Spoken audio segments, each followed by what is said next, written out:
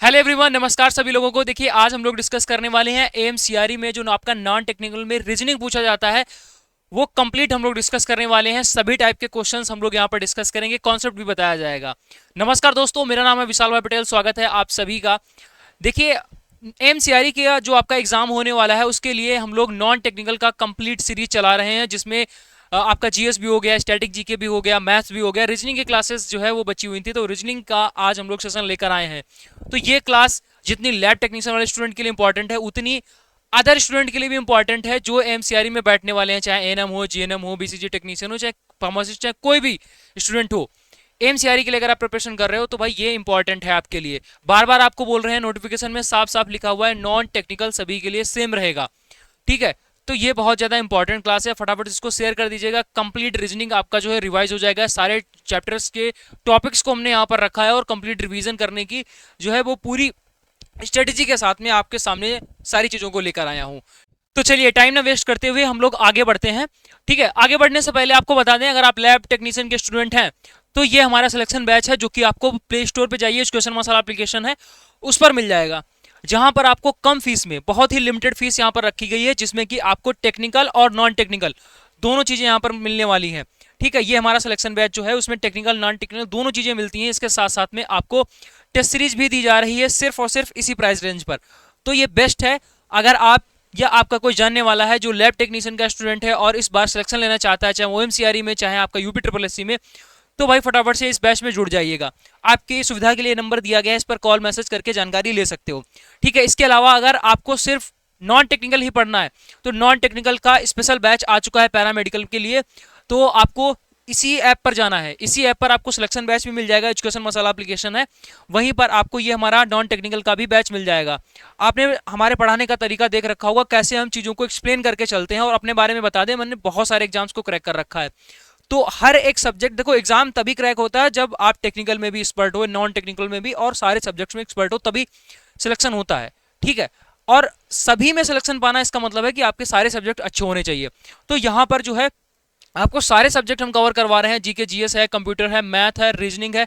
ठीक है, इसके अलावा अगर आपका हिंदी हो रहा है तो हिंदी भी कवर होगा। इसके बाद में अगर इंग्लिश आ रहा है तो आपका इंग्लिश भी कवर होगा। तो ये वन शॉट बोल सकते हो पूरा बैच है। इस बैच के अलावा आपको नॉन टेक्निकल के लिए इधर उधर कहीं नहीं जाना पड़ेगा। तो ये बैच आपको सिर्फ इस प्राइस रेंज पर मिल जाएगा। ठीक है, तो प्ले स्टोर पर जाइए, क्वेश्चन मसाला एप्लीकेशन को डाउनलोड करिए और शानदार तरीके से अपनी तैयारी को स्टार्ट करिए। ठीक है, चलिए पहले क्वेश्चन पर आते हैं। यहाँ पर हम लोग रीजनिंग डिस्कस कर रहे हैं और ये हमारा पहला क्वेश्चन है। आपको पता होना चाहिए कि आपके सिलेबस में जो है वो क्या पूछा जा रहा है और कैसे क्वेश्चंस आ रहे हैं। तो ऐसा नहीं है कि हम सिर्फ और सिर्फ लैब टेक्नीशियन के ही पेपर्स देख रहे हैं या फिर सिर्फ एमसीआरई के पेपर देख रहे हैं। हर एक पेपर जो आपका टेक्निकल का हो चाहे नॉन टेक्निकल का हो, पूरा एनालिसिस होता है, उसके बाद में यहाँ पर कंटेंट रेडी होता है, चाहे वो यूट्यूब के लिए हमें पढ़ाना हो, चाहे हमें बैचेस के लिए पढ़ाना हो। ठीक है, तो मेन चीज होती है हमें कितना पढ़ना है और कैसे पढ़ना है। अगर आप नॉन टेक्निकल जाओगे, यूट्यूब पर सर्च करोगे, बहुत सारी क्लासेस मिल जाएंगी, लेकिन वो एसएससी के लिए होंगी, वो रेलवे के लिए होंगी, वो अदर एग्जामिनेशन के लिए होंगी। आपको इतने में से इतना पढ़ना है। ठीक है, और वैसे भी आपको पता है कि भाई मेडिकल स्टूडेंट हो तो आपका मैथ्स और ये टेक्निकल वाला थोड़ा वीक ही रहता है, तो हम एक्स्ट्रा क्यों पढ़ेंगे, हम सिर्फ जो हमें पढ़ना है सिर्फ उतने पर ही फोकस करेंगे। तो इस वजह से हमने स्पेशल नॉन टेक्निकल आप लोगों के लिए चालू किया है, ताकि आपको कोई परेशानी ना हो। और यूट्यूब पर भी हमने फ्री ऑफ कॉस्ट ऐसा कंटेंट प्रोवाइड किया है जो आपको कहीं पर भी यूट्यूब पर नहीं मिलेगा हमारे चैनल के अलावा। तो पहला क्वेश्चन आई होप इतनी देर में आप लोगों ने कर लिया होगा। अच्छे अच्छे बच्चे की पहचान यही होती है कि बात को भी सुनता है और साथ में क्वेश्चंस को भी सॉल्व करता है। यहाँ पर क्वेश्चन दे रखा है, कैट को अगर 3130 के रूप में कोड किया जाता है तो मैट को किस तरीके से कोड किया जाएगा। तो ये कोडिंग डिकोडिंग के क्वेश्चंस आपके एग्जामिनेशन में बहुत पूछे जाते हैं। ठीक है, बोल रहा है कैट को कैट को कैसे कोड किया गया है, 3120। ठीक है, और मैट का पूछा गया है। तो कोडिंग डिकोडिंग में ऐसे क्वेश्चंस को कैसे सॉल्व किया जाता है, सबसे मेन जो चीज है वो आपको ध्यान रखनी है। जब भी कोडिंग डिकोडिंग का क्वेश्चन आप सॉल्व करोगे तो पहले आपको नंबरिंग कर लेनी है। जितने भी अल्फाबेट हैं सारे के सारे आप इस तरीके से नंबर कर लो। ठीक है, 1 2 C3 पर है, D4 पर है। अब देखो, हम याद करने को नहीं बोलेंगे, आपसे नहीं बोलेंगे, क्योंकि देखो लिमिटेड होता है। आपके एमसीआरई में देखा जाए तो सिर्फ 20 क्वेश्चन का नॉन टेक्निकल आता है। अब उसमें से रीजनिंग के क्वेश्चंस हैं और जरूरी नहीं कि वो इसी से क्वेश्चन पूछ ही दे। अगर पूछ भी देगा तो एक क्वेश्चन या दो क्वेश्चन बहुत मैक्सिमम, इससे ज्यादा नहीं होगा। ठीक है, तो उसके लिए हम नहीं बोलेंगे आप सारे को याद करो, नहीं। एक बढ़िया तरीका आपको बताते हैं। जब भी आप एग्जामिनेशन में बैठते हो, ठीक है, तो आपको एक कागज, एक सीट प्रोवाइड की जाती है। अब उस सीट पर थोड़ा इन्विजिलेटर जब भी इधर उधर होता है तो आप उस पर रोल नंबर वगैरह आपसे लिखवाया जाता है, तो पीछे पलटकर आप एबीसीडी पहले से लिख लीजिएगा और उस पर नंबर डाल दीजिएगा। ठीक है, स्टार्टिंग में जब जब हमने एग्जाम प्रिपरेशन स्टार्ट करी थी तो उस टाइम पर हम ये चीज़ कर रहे थे, क्योंकि तब हमें ये याद नहीं था। पहले पहले बिना प्रिपरेशन के सीधा सीधा पहुंच गए थे एग्जामिनेशन हॉल में। हाँ, ये पता था कि ऐसे क्वेश्चंस इसमें आ रहे हैं, तो वहां पर हमने ये तरीका फॉलो किया था। वो हम आपको बता रहे हैं क्योंकि वो बेस्ट रहता है। अब अगर आप बहुत सारे क्वेश्चंस की प्रैक्टिस कर लोगे तो आपको ये याद करना पड़ेगा, भाई D4 होता है, ई5 पर होता है। तो ऐसा करके अगर आपको याद हो जाए तो अच्छी बात है, लेकिन याद करना ही अपने आप में बहुत बड़ा टास्क है। हम देखो, एज ए स्टूडेंट ही आपको समझाने की कोशिश कर रहे हैं। एज ए टीचर हम आपका यहाँ पर बिल्कुल भी समय खराब नहीं करेंगे, नहीं इसको रट लो, इसको याद कर लो। हमें भी पता है आपको टेक्निकल भी पढ़ना है, आपको इतने सारे सब्जेक्ट पढ़ने हैं, तो जो इंपॉर्टेंट है हम वो बताएंगे और उसका क्या अल्टरनेट हो सकता है वो भी हम आपको बताते हुए चलेंगे। ठीक है, तो आप ये चीज कर लेना, और जैसे ये चीज करोगे आप देखना आपको बहुत फायदा मिलेगा। और उसके आसपास कम से कम इतना जो पेज है, जब भी आप एबीसीडी पूरा लिखोगे उसके आसपास का एरिया बिल्कुल छोड़ देना। जब हमारे पास अल्फाबेट या उससे रिलेटेड कोई क्वेश्चन होगा उसका सोल्यूशन हम उसके आसपास करेंगे। बाकी सीट में जो भी है, हम जो भी करना होगा वो बची हुई सीट में करेंगे, इसके आसपास हम कुछ नहीं करेंगे। इसके आसपास सिर्फ और सिर्फ इससे रिलेटेड ही क्वेश्चंस हम लोग करेंगे। ये बात आप हमारी ध्यान रखना, ठीक है। तो आप इनको याद करने से बच जाओगे। हालांकि हमें तो याद है, ऐसी कोई दिक्कत वाली बात नहीं है। बहुत सारे स्टूडेंट को याद है, जिनको नहीं याद है और याद करना भी नहीं है, हम उनके लिए बोल रहे हैं। ठीक है, देखिए सी जो होता है वो 3 नंबर पर होता है, ए जो है 1 नंबर पर होता है, टी जो है वो 20 नंबर पर होता है।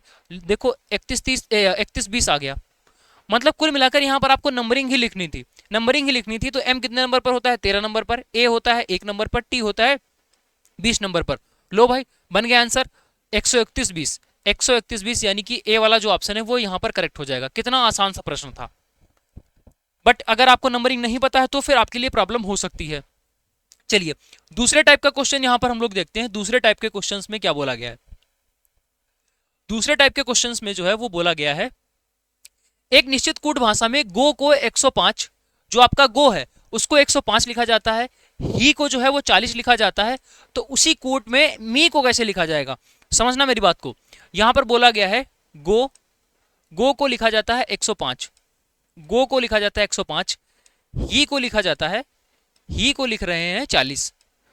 तो आपसे पूछा गया है कि भाई मी को बता दीजिए। अब बहुत ही ध्यानपूर्वक समझना, पहला काम कोडिंग डिकोडिंग के क्वेश्चंस में पहला काम यही होता है कि हम इसकी नंबरिंग करें, उसके बाद में ही हम डिसाइड करेंगे क्या करना है। तो जैसे ही आप यहाँ पर जी लिखोगे, जी 7 नंबर पर होता है, ओ 15 नंबर पर होता है, ठीक है। यहाँ पर एच जो है 8 नंबर पर होता है, ई 5 नंबर पर होता है। नंबर लिख लेने के बाद में देखो, सबसे बेसिक क्वेश्चन ये हो सकता है कि सीधा नंबरिंग लिख दो और डायरेक्ट आपका आंसर बन गया।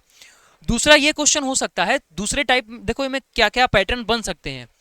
डायरेक्ट नंबरिंग भी हो सकती है। कोडिंग डिकोडिंग के क्वेश्चन में क्या है, डायरेक्ट नंबर, डायरेक्ट जो है आप नंबर लिख दो और आपका काम बन जाएगा।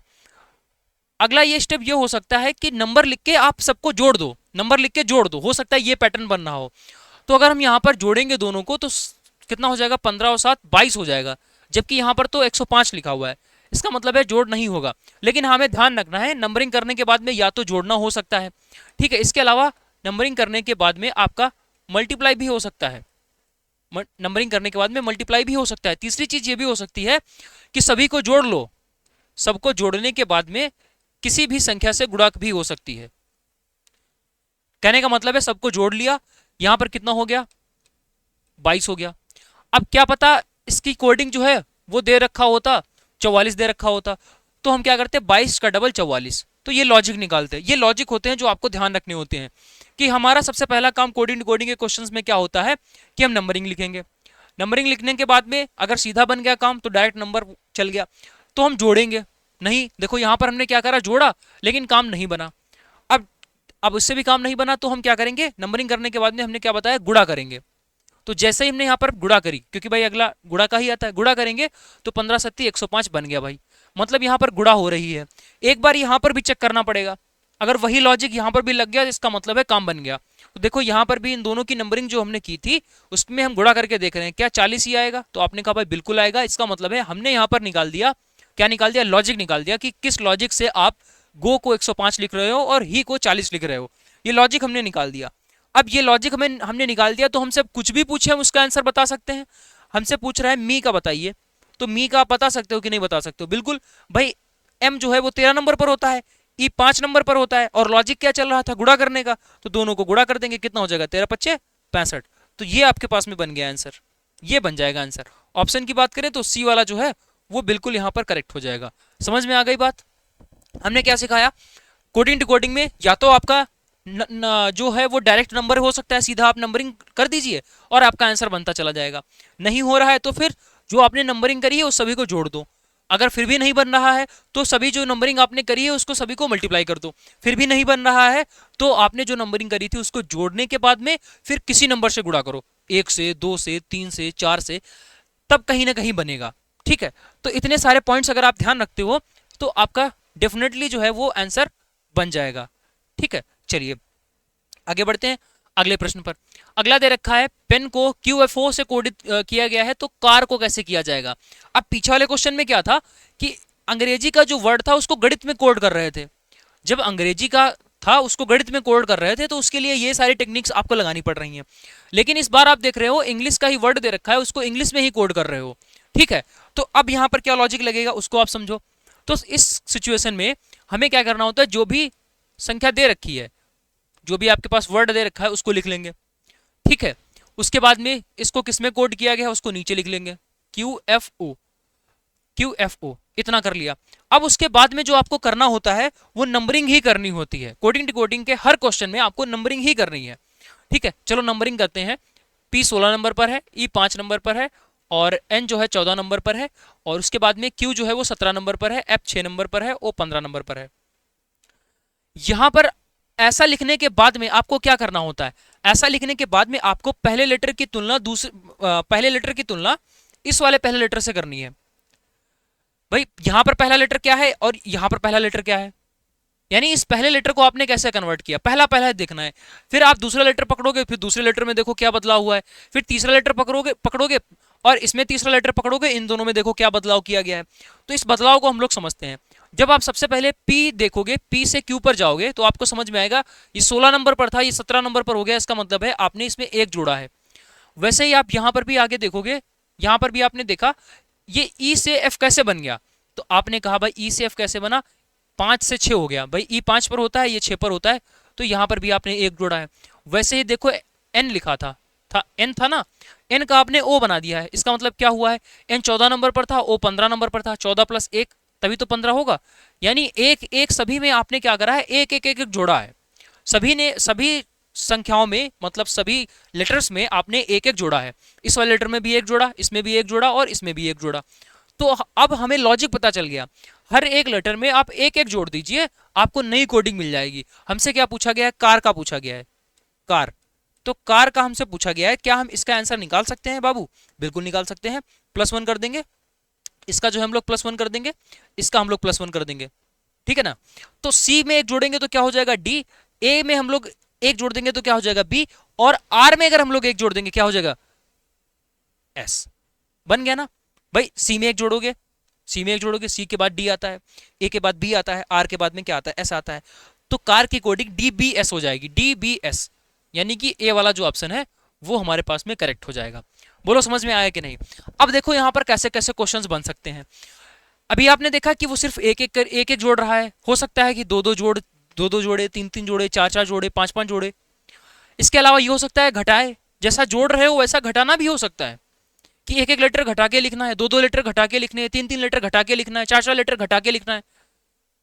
जोड़ना भी हो सकता है और घटाना भी हो सकता है। ठीक है, अभी इसमें पैटर्न्स चलते हैं। अभी आपने देखा कि ये सीधे सीधे जोड़ना घटाना चल रहा है। ये इस तरीके से पहले लेटर का पहले लेटर के साथ में कंपेयर, दूसरे लेटर का दूसरे लेटर के साथ में कंपेयर, तीसरे लेटर का तीसरे लेटर के साथ में कंपैरिजन। तो अभी तो ये हमने बिल्कुल बेसिक सा आपको पहला टाइप बताया है। ठीक है, इसमें बहुत सारी वैरायटीज बनती हैं।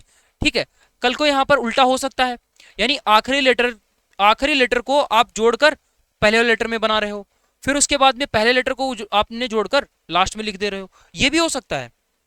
ये आपका दूसरा टाइप का बनता है। तो पहले में हमने आपको पहले टाइप में ये बता दिया कि सीधे सीधे लेटर देखना है, पहला लेटर और इसका पहला लेटर, इसका पहला लेटर क्या परिवर्तन हुआ है, इसका दूसरा क्या परिवर्तन हुआ, इसका तीसरा क्या परिवर्तन हुआ। तो क्या बताया हमने कि ये जुड़ भी सकता है, चाहे एक जोड़ो, दो जोड़ो, तीन जोड़ो, चार जोड़ो, कुछ भी लॉजिक हो सकता है, घटाना भी हो सकता है। समझ में आ गई? चलो आगे बात करते हैं। आगे दे रखा है यदि पेंसिल को इस तरीके से लिखा जाए और बुक को किस तरीके से लिखा जाएगा, तो बुक को किस तरीके से लिखा जाएगा। देखना बहुत ही आसान सा प्रश्न जब होता है तो वो ये पैटर्न पूछेगा। इसमें तो भाई आपको नंबरिंग भी नहीं करनी। क्या होता है, दिमाग हमेशा एकदम खुला होना चाहिए। एक ऑर्डर होता है इसमें, इसी में ये लॉजिक एक होता है रिवर्स का, एक रिवर्स लॉजिक होता है। जनरली क्या होता है कि हम लोग इतना सीख लेते हैं कि भाई चलो इसकी नंबरिंग कर देते हैं और देखते हैं इसमें कैसा क्या लिखा हुआ है, लेकिन हम लोग ये भूल जाते हैं कि भाई इसमें एक रिवर्स लॉजिक भी होता है। आप सीधा देखो, ये PENCIL लिखा हुआ है, अगर हम इसको उल्टा लिख दें, उल्टा लिख देंगे तो देखो एल लास्ट में था, एल पहले आ गया, ये देखो लास्ट सेकंड लास्ट है, ये सेकंड हो गया, ये थर्ड लास्ट है, ये थर्ड हो गया, एन जो है वो फोर्थ लास्ट है और ये देखो फोर्थ नंबर पे पहुंच गया, ये देखो स्टार्टिंग से दूसरा, ये लास्ट से दूसरा हो गया, ये स्टार्टिंग से फर्स्ट है, ये लास्ट से फर्स्ट हो गया। मतलब कि हमने पूरा इसको रिवर्स करके लिख दिया है। तो जब भी आप कोडिंग डिकोडिंग का क्वेश्चन सॉल्व करो, एक बात आपके माइंड में होनी चाहिए, सबसे पहली चीज नंबरिंग करने से भी पहले की चीज ये कि आपको बस एक सरसरी नजर में ये देख लेना है कहीं ये रिवर्स तो नहीं लिखा। कल को हमसे क्वेश्चन ऐसे पूछ सकता है, बताइए FOUR की जो कोडिंग है वो कोडिंग RUOF करके दे रखी है, और 9 की जो कोडिंग है NINE, इसकी जो कोडिंग है वो ENIN करके लिखी हुई है। तो आप बताइए 10 की कोडिंग क्या होगी। अब सोचो अगर हम इसमें नंबरिंग करने लग जाएं, इसमें नंबरिंग करें, इसमें नंबरिंग करें, फिर देखें कितना जुड़ रहा है कितना घट रहा है, इसमें देखें, दिमाग पगला जाएगा। तो हम कह रहे हैं कि नंबरिंग करने से भी पहले एक बात आप ध्यान दे लेना कि देखो 4 लिखा हुआ है, अगर हम इसको उल्टा लिख दें तो ये RUOF हो जाएगा ना, RUOF। बिल्कुल देखो, यानी हमने यहाँ पर क्या किया है, रिवर्स करके इसकी कोडिंग की है। देखो NINE लिखा हुआ है, अगर हम इसको उल्टा लिख दें तो ENIN हो जाएगा ना। हमें समझ में आ गया कि यहाँ पर रिवर्स कोडिंग चल रही है। तो इसका रिवर्स 10 का रिवर्स क्या हो जाएगा, NET। तो इसकी कोडिंग हो जाएगी NET। समझ में आ गया।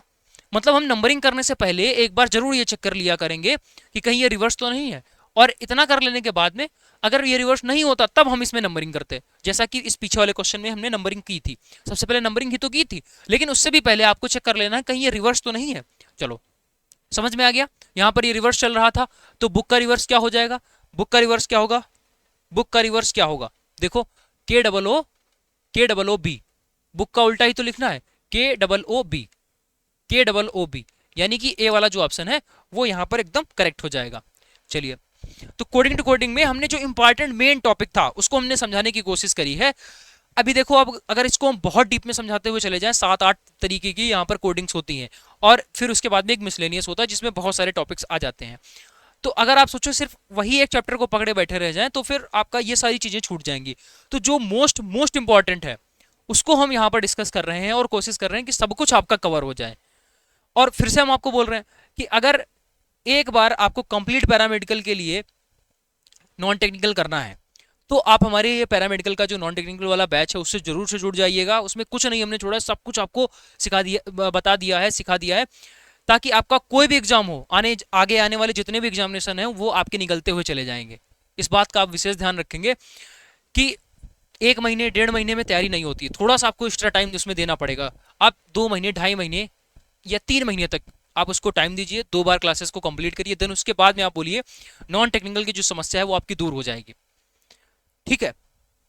अब एग्जाम, जैसे आपका एग्जाम आ रहा है, अब आप सोचो कि हम यहाँ पर क्लासेस कर लें, मैराथन्स कर लें, यहाँ पर यूट्यूब पर जो क्लासेस आ रही हैं उसको कर लें, हालांकि फायदा आपको मिलेगा, लेकिन वो उतना फायदा नहीं होगा ना जो 3 महीने से 2 महीने से 3 महीने से तैयारी कर रहा है एक वो बच्चा है, और जो आप यहाँ पर सिर्फ 10 दिन में तैयारी कर रहे हो, 10 डेज में, वो भी ऊपर पढ़ रहे हो, और एक बच्चा 2-3 महीने में वो डीप में पढ़ रहा है, अच्छे तरीके से चीजों को समझ रहा है, वो ज्यादा अच्छा स्कोर करेगा कि आप 10 दिन में अच्छा स्कोर कर लोगे।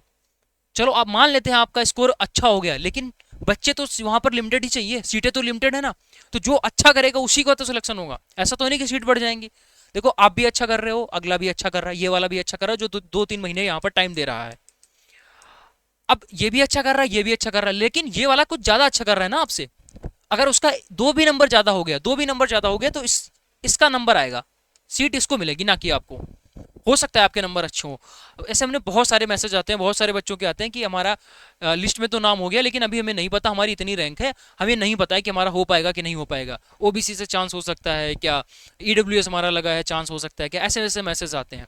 बट अगर आप सिर्फ 2 नंबर या 3 नंबर भी बढ़ा लेते हो और 2 से 3 महीने तैयारी करके, अब ये 2-3 महीने जो हम बैच में आपको कंप्लीट करवाएंगे सारी चीजें, वहां पर आपको टाइम का भी नहीं पता चलेगा क्योंकि थोड़ा थोड़ा रोज आप पढ़ोगे तो आपको पता भी नहीं चलेगा, 2 से 3 महीने में आपकी शानदार तैयारी हो जाएगी। उसके बाद में जब आपकी रैंक आएगी, पता चल रहा है रैंक आपकी आ रही है 100 और वैकेंसी कितनी है 250, तो आप आंख बंद करके एकदम टेंशन फ्री बैठे हो कि हमको तो बुला ही लिया जाएगा। और जनरली क्या होता है बच्चों का 250, यहाँ पर 250 जो है रैंक आ रही है, सीट एकदम 100 ही है, कहाँ से हो जाएगा। ये है कि बस लिस्ट में नाम है तो क्या करोगे उस नाम का जब आपका सिलेक्शन नहीं हो पा रहा है, तो उसको समझो। ठीक है, एक बार डिटेल में डीप में पढ़ लीजिए, बार बार आपको बोल रहे हैं, आपके भले के लिए बोल रहे हैं। इसमें इसका जो बैच का प्राइस है वो बहुत ज़्यादा इतना खास नहीं है। वैसे भी घूमने टहलने अगर आप निकल जाते होगे तो पिज्जा बर्गर में ही आपका इतना चला जाता होगा, और ये तो आपको यहाँ पर 1.5 साल की वैलिडिटी के लिए मिल रहा है। ठीक है, आप खुद ही अगर पिछले 1.5 साल का अपना अगर फोन पे की हिस्ट्री वगैरह निकाल के देखोगे तो उसमें आप खुद दिखेगा कि हमने फास्ट फूड, पिज्जा, घूमने और टहलने और इस सब चीज़ों में हमने कितना जो है वो रुपया वेस्ट किया है। ठीक है, तो आपको खुद ही आइडिया लग जाएगा कि ये कोर्स का प्राइस और जिस जो हम फालतू में खर्च कर रहे हैं उससे प्राइस में कहीं ज़्यादा अंतर है, और ये आपके लिए एक वैल्यू क्रिएट करेगा। अगर आपका 2 नंबर भी इससे बढ़ गया और आपका फाइनल सिलेक्शन इस 2 नंबर की वजह से हो गया, तब आपको इसकी वैल्यू समझ में आएगी। ये क्वेश्चन आप लोगों ने कर लिया होगा। देखो, जब भी सीरीज का आपके पास में क्वेश्चन आता है, यहाँ पर हम सिर्फ आपको क्वेश्चंस नहीं करवा रहे हैं, यहाँ पर क्वेश्चंस आपको नहीं करवा रहे हैं, आपको बहुत सारी चीजें बता रहे हैं कि कैसे इनको आपको देखना है, कैसे क्वेश्चंस को हैंडल करना है, क्या पहले सोचना है, क्या अप्रोच लगानी है। ठीक है, तो यहाँ पर सीरीज का जब भी आपके पास में क्वेश्चन आता है तो आपको सबसे पहले जो है वो सोचना है, कुछ भी दिमाग लगाने से पहले आपको सोचना है कहीं ये संख्या किसी संख्या का स्क्वायर तो नहीं है, जो सीरीज लिखी हुई है क्या किसी का स्क्वायर तो नहीं है, ये चीज। फिर अगर स्क्वायर नहीं है तो हम ये देखेंगे क्या ये स्क्वायर के आसपास का तो नहीं है नंबर, स्क्वायर के आसपास। भाई या तो स्क्वायर हो सकता है या तो स्क्वायर के आसपास का भी हो सकता है।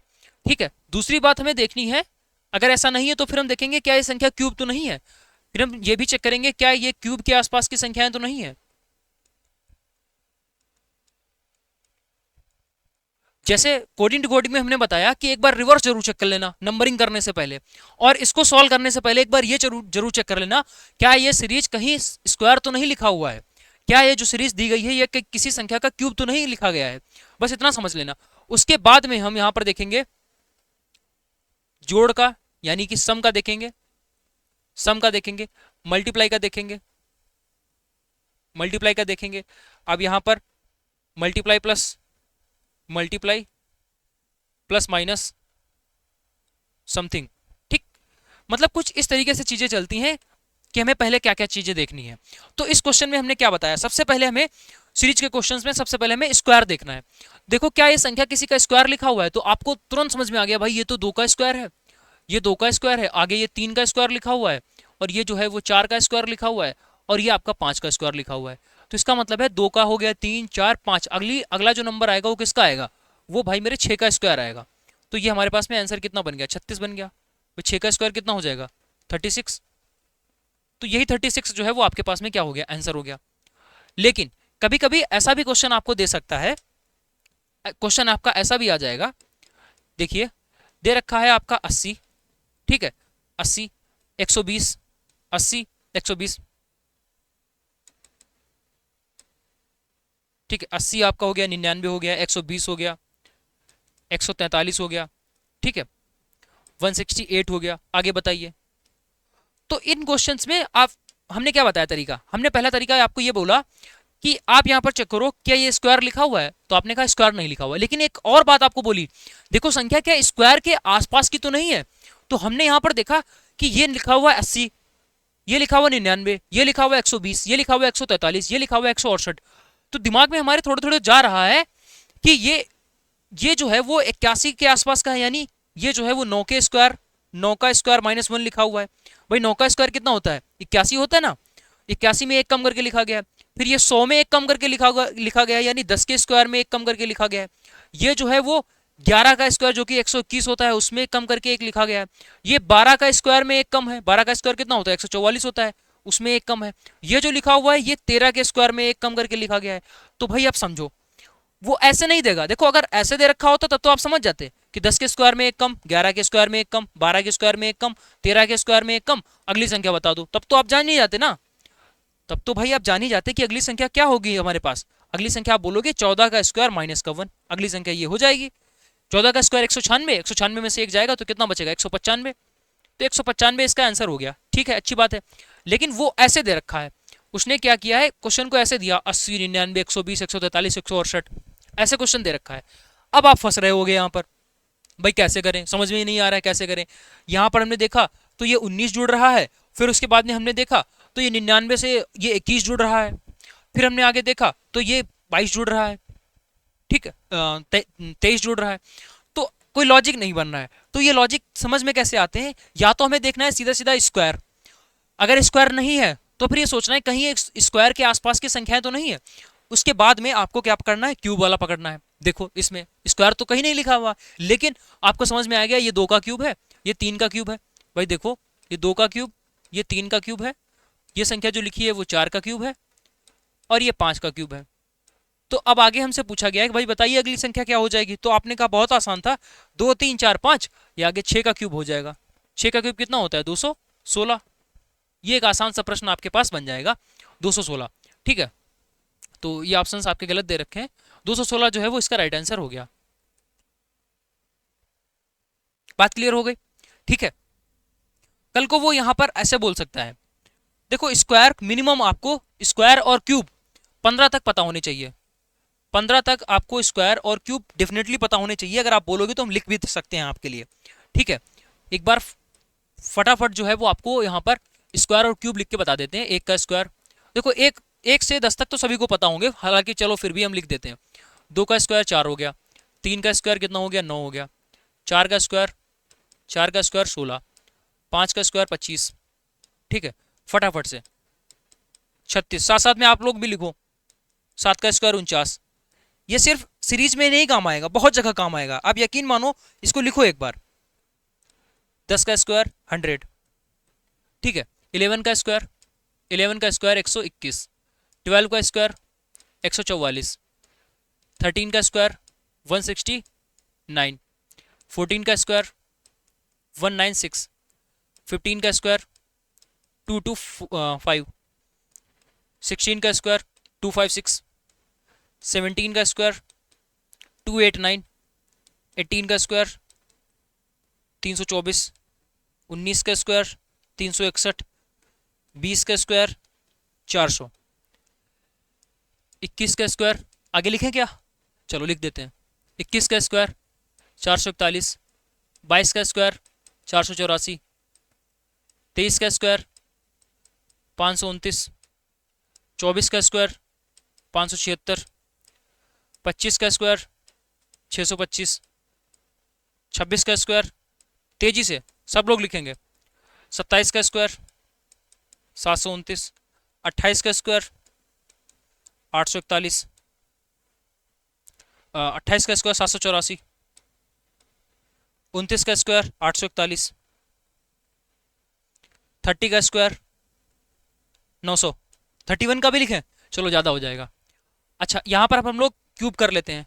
ठीक है, क्या लिख लेते हैं क्यूब्स। 1 का क्यूब 1, 2 का क्यूब 8, 3 का क्यूब 27, 4 का क्यूब 64, 5 का क्यूब 125, 6 का क्यूब 216, ये आपका 125 है, 125। ठीक है, 7 का क्यूब 343, 8 का क्यूब 512, 9 का क्यूब 729, 10 का क्यूब 1000। ठीक है, चलिए 11 का क्यूब 1331, 12 का क्यूब 1728, 13 का क्यूब 2197, 14 का क्यूब 2744, 15 का क्यूब 3375, 16 का क्यूब 4096, 17 का क्यूब 4913, 18 का क्यूब 5832, 19 का क्यूब 6859 और 20 का क्यूब 8000, 21 का क्यूब 9261। ठीक है, उसके बाद में 146, 121, 67, 138, 24, 156, 25, 175, 76, ये 26 तक हमने आपको बता दिया। इसके अलावा और भी आगे होते हैं, तो उतना नहीं याद रखना है। अच्छा, मिनिमम जो है, मिनिमम क्राइटेरिया की बात करें तो आपको कितना याद रखना है मिनिमम। ठीक है, यहाँ पर 20 तक तो आपको बिल्कुल पता होना चाहिए, और इसमें आपको 15 तक का क्यूब जो है वो हर हाल में पता होना ही होना चाहिए। ठीक है, चलिए आगे बात करते हैं। अगला क्वेश्चन आपके पास में ये दे रखा है, चलो फटाफट इसको सॉल्व करो।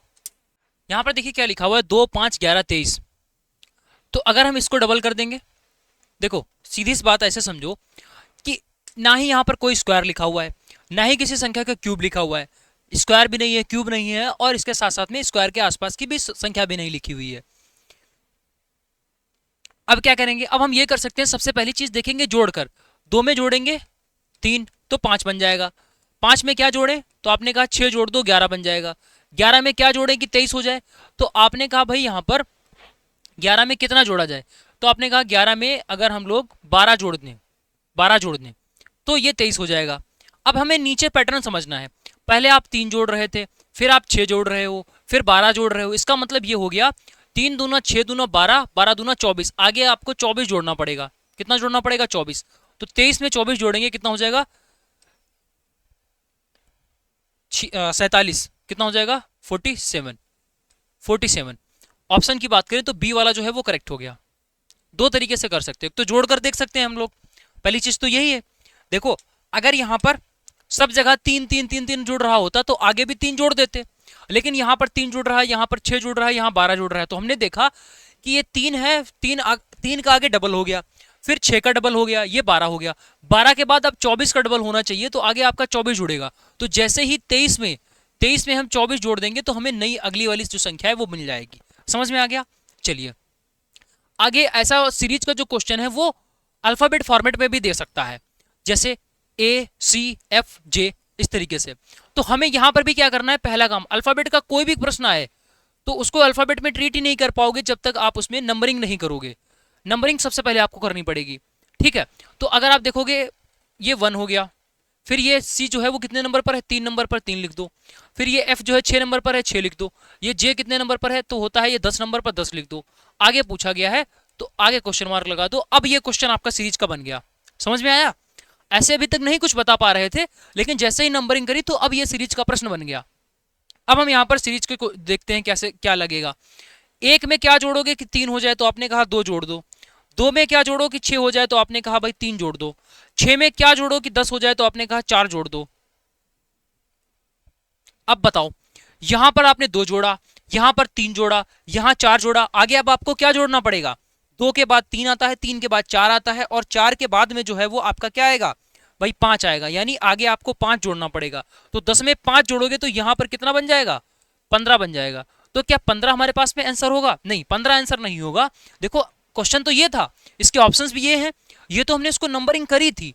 तो जैसे ही ये 15 बना, 15 पर क्या होता है, तो आपने कहा 15 पर जो होता है वो O होता है। O कितने नंबर पर होता है, 15 नंबर पर। तो आंसर हमारा क्या बन गया, O बन गया। आंसर क्या बन गया, O, यानी कि डी वाला जो ऑप्शन है वो यहां पर बिल्कुल करेक्ट हो जाएगा। समझ में आ गया? नए टाइप का क्वेश्चन था, अच्छा था, एग्जाम का पूछा हुआ, आपको पता होना चाहिए। चलिए अब आगे हम लोग क्लॉक की बात करते हैं। क्लॉक में बहुत सारे क्वेश्चंस बनते हैं, अलग अलग वैरायटी के क्वेश्चंस होते हैं, उन सभी को हम लोग यहाँ पर आज देखने वाले हैं। देखो यहां पर बोला गया है, एक सटीक घड़ी में सुबह 8 बजे का समय दिख रहा है।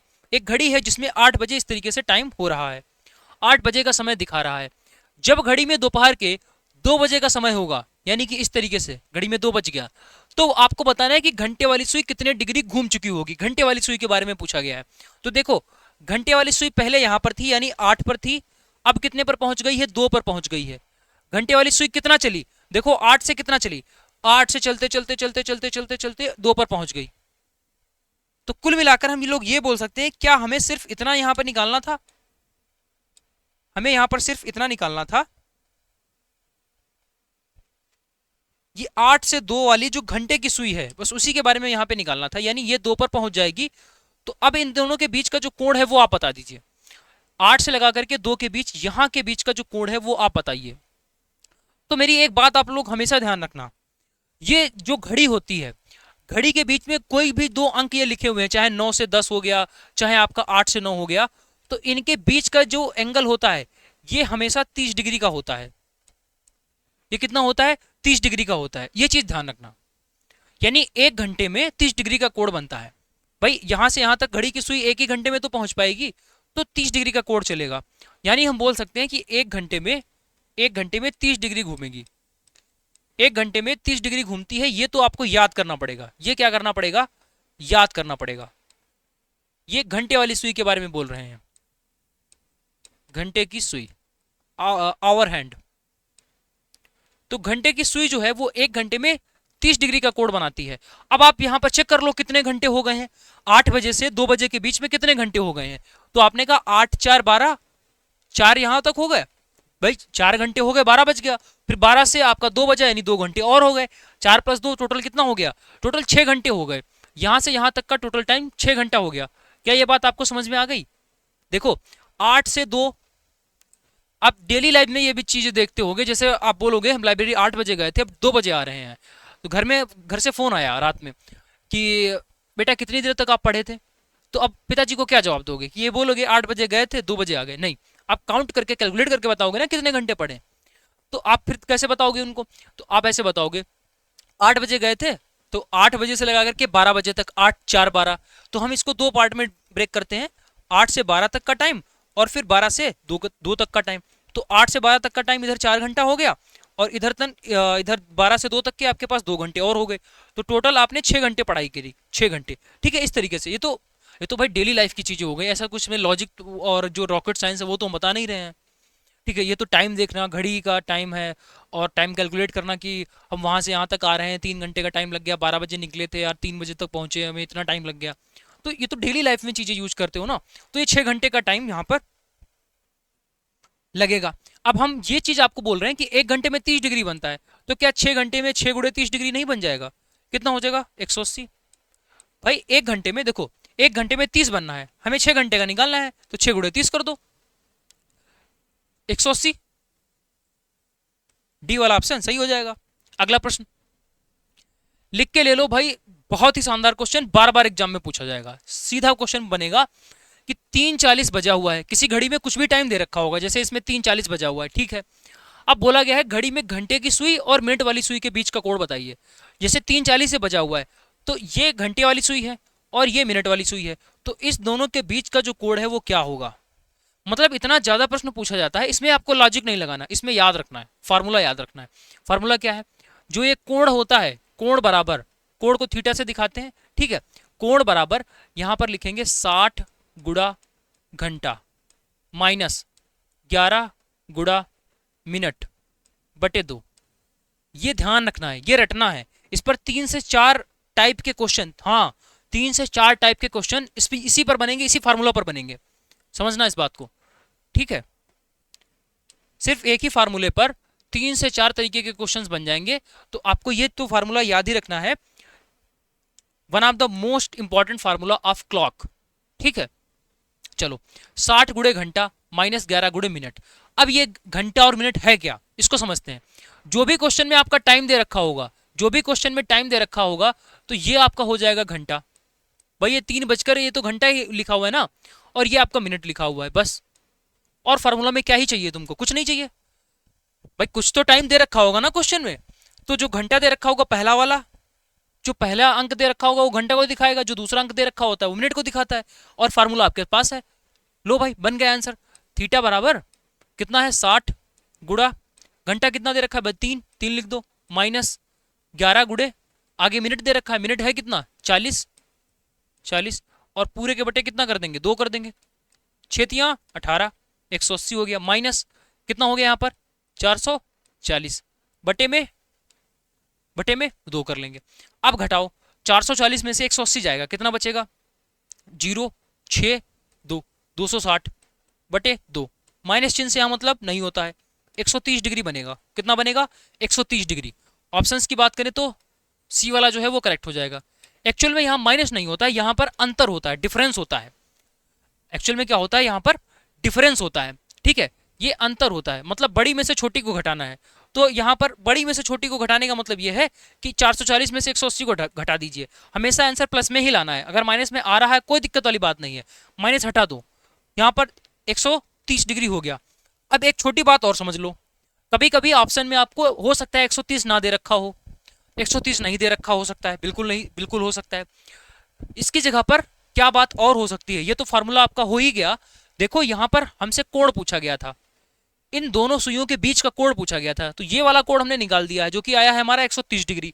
लेकिन अगर हम इस बात को दूसरी तरफ से देखें, इसी बात को अगर हम दूसरे दूसरे साइड से देखें, तो ये भी तो हो सकता है कि ये घंटे वाली सुई है, ये मिनट वाली सुई है, इन दोनों के बीच का कोण ये भी तो हो सकता है ना। हम नीचे वाला कोण निकाल रहे हैं, क्या पता एग्जामिनर हमसे ऊपर वाला कोण पूछ दे, तो हम क्या करेंगे। तो वहीं पर आपको ध्यान रखना है, अगर आंसर इस ऑप्शन से मिल जा रहा है तब तो ठीक है, टिक कर देंगे, मजा आ गई। अगर नहीं मिल रहा है तो एक छोटा कोड आता है और एक बड़ा कोड होता है, तो एक कोड निकल जाएगा। दूसरा कोड निकालने के लिए, दूसरा कोड निकालने के लिए 360 में से जो इसमें से आया है वो घटाना होगा, यानी पहला वाला कोड घटा देना होगा, माइनस पहला। ठीक, समझ में आ गया।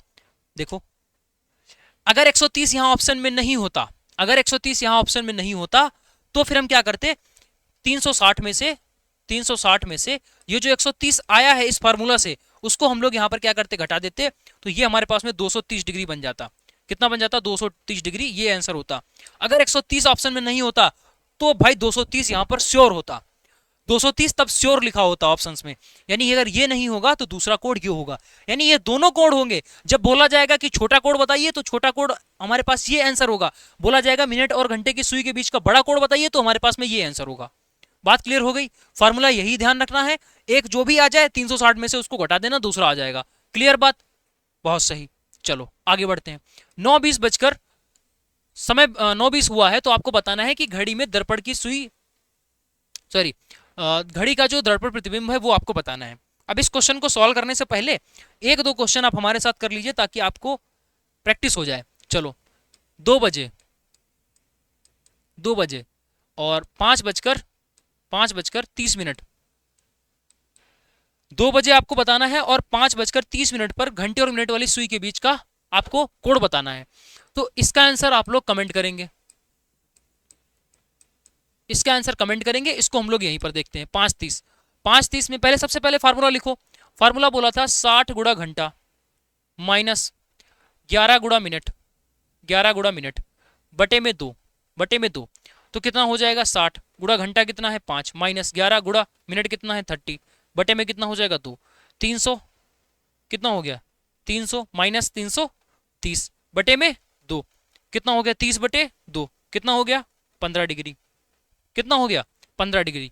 ठीक है, अगर छोटा कोड पूछ रहा है तो 15 डिग्री, बड़ा अगर पूछ दे इसी का बताइए बड़ा कोड कितना होगा, अगर पूछे बड़ा कोड बताइए कितना होगा, तो आप बोलोगे आसान सा प्रश्न है भाई, 360 में से 15 घटा देंगे, कितना बच जाएगा 345 डिग्री।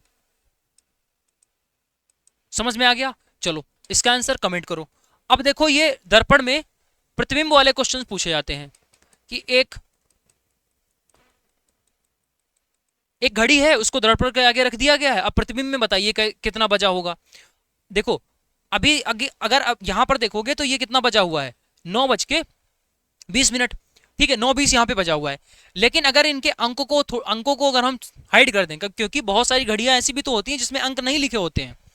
अगर आप वॉच देखोगे जो हैंड में बांधी जाती है उसमें अंक नहीं लिखे होते हैं, सिर्फ ऐसे ऐसे लाइनें खिंची होती हैं, उसमें सिर्फ हम लोग अंदाजा लगाते हैं।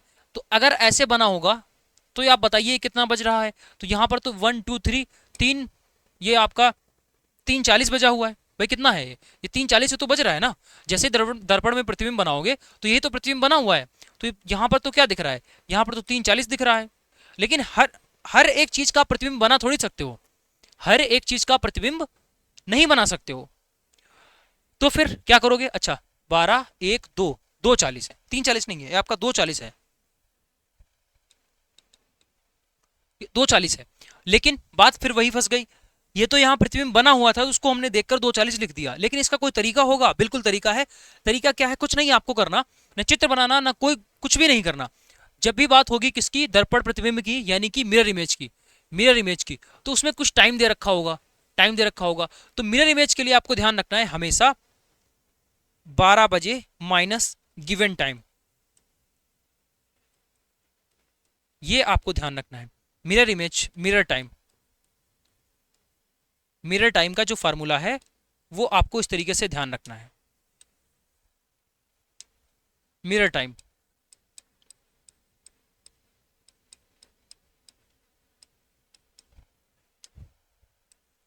जैसा कि हमने बोला था भाई, सब कुछ रिवीजन होगा, सब कुछ आपका पूरा रिवाइज हो जाएगा, इस बात का आप विशेष ध्यान रखेंगे। ठीक है, तो ये इतना हो गया। मिरर इमेज, मिरर टाइम अगर आपको निकालना है तो 12 में से आपको जो गिवन टाइम है वो घटा देना है, 12 में से गिवन टाइम घटा देना है। और कभी कभी क्या हो जाता है कि हमें घटाने में थोड़ी दिक्कत आ जाती है, घटाने में हम गलतियां कर देते हैं। तो या तो आप 12 लिखो, देखो 12 बजे को आप चाहे 12 लिख सकते हो, या फिर आप इसको 11:60 भी तो लिख सकते हो। देखो 11:55 हुआ, 11:56 हुआ, 11:57 हुआ, 11:58 हुआ, 11:59 हुआ, और 11:60 जैसे हुआ उसी को तो 12 बोलते हो। तो 12 बजे को हम 11:60 भी तो लिख सकते हैं। तो अगर हमें जैसा भी चाहिए होगा, अगर हमें 12 बजे चाहिए होगा तो हम 12 लिख लेंगे, या तो इसकी जगह पर हम 11:60 भी लिख सकते हैं, ताकि हम घटा सही से पाए और हमें हमें हमसे गलती ना हो। देखो अभी क्या हो जाता है, देखो समझो इस बात को। यहां पर हमें मिरर टाइम चाहिए किसका? 9:20 का। तो क्या फार्मूला है? 12 बजे में से 9:20 घटा दो, 12 बजे में से 9:20 घटा दो। अब बहुत लोग यहां पर गलती करते हैं, तो जब यहां पर आप गलती करोगे तो उससे अच्छा यह है कि आप 12 में से नहीं 11:60 में से घटाओ 9:20, तो गलतियां नहीं होंगी, कभी नहीं होंगी। 60 में से 20 जाएगा, कितना बचेगा? 40। 11 में से 9 जाएगा तो 2 40 आंसर हो गया। ये तो हमने पहले भी आपको बताया था। अब बहुत लोग इसमें से घटा नहीं पाते हैं, तो यहाँ पे से घटाएंगे, गलत हो जाता है कि 100 हो जाता है, 100 में से 20 जाएगा तो 80 हो गया, यहाँ पर जो है 280 हो गया, गलत, ऐसा नहीं होता है। यहाँ से जब आपका, यहाँ से जब भी आपका उधार जाता है, एक संख्या जब आपकी उधार जाएगी यानी कैरी जाता है, तो ये इधर ये 60 कैरी का जाता है।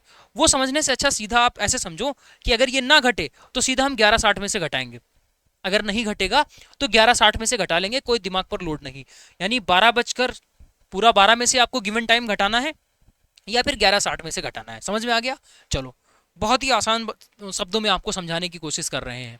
देखो 4 और 5 के बीच किस समय घड़ी की सुइयां विपरीत दिशाओं में होंगी? देखो आपके पास जो क्वेश्चंस बनते हैं वो दो तरीके के बनेंगे। या तो पूछा जाएगा घड़ी की सुइयां विपरीत दिशाओं में होंगी। विपरीत दिशा का क्या मतलब है? कि घड़ी की सुइयां सीधी सीधी ऐसे हो जाएं। अब जब सोचो घड़ी की सुइयां बिल्कुल सीधी सीधी हो गई हैं, तो इसका मतलब है कि ये एक सरल रेखा में है और यहाँ पर इनके बीच का कोण 180 बन रहा है। यानी अगर सुइयां विपरीत दिशाओं में हैं तो सिर्फ इतनी ही बात का मतलब ये है कि उन दोनों सुइयों के बीच का जो कोण है वो 180 डिग्री हो जाएगा। समझ में आ गया?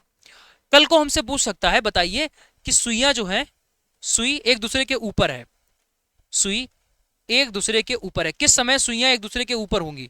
तो अगर ऐसी बात कहीं पर लिखी है, एक दूसरे के ऊपर बोल रहा है, तो आप तुरंत इतनी बात को देखकर समझ जाना कि सुइयों के बीच का जो एंगल होगा वो 0 डिग्री हो जाएगा। क्या इस बात से आप सहमत हो? अभी क्वेश्चन का सोल्यूशन हम नहीं करवा रहे हैं, सिर्फ जो हिंदी लिखी है वो बेसिकली क्या बोलना चाह रही है ये हम आपको बताने की कोशिश कर रहे हैं। अगर कहीं पर लिखा है कि सुइयां विपरीत दिशाओं में होंगी, तो इसका मतलब है कि सुइयों के बीच का जो कोण है वो 180 डिग्री हो जाएगा। ठीक, अगर बोल रहा है सुइयां एक दूसरे के ऊपर है, तो इसका मतलब ये हो गया कि सुइयों के बीच का जो कोण है वो 0 डिग्री है। समझ में आ गया? ठीक, चलिए एक फार्मूला हमने बताया था, जब भी थीटा दे रखा होता है तो हमने क्या बताया था? आवर इंटू 100, 100 इंटू आवर करके बताया था ना, वही लिखो यहाँ पर। 60 इंटू घंटा माइनस 11 इंटू मिनट अपान में 2, यही बताया था। चलो अब क्वेश्चन को समझो। क्वेश्चन बोल रहा है 4 और 5 के बीच, 4 से 5 के बीच में ही चाहिए। तो आप ये बताओ 4 से 5 बजे के बीच क्या टाइम कैसा होगा? 4:10, 4:15, 4:20, 4:25, 4:35, 45, 60, 65, 70, ऐसा होगा क्या? नहीं, 4 बज के जैसे ही 60 मिनट होगा उसको हम 5 बोल देंगे। मतलब जो भी टाइम है, देखो 4:01, 4:02, ऐसे करते करते 4:59।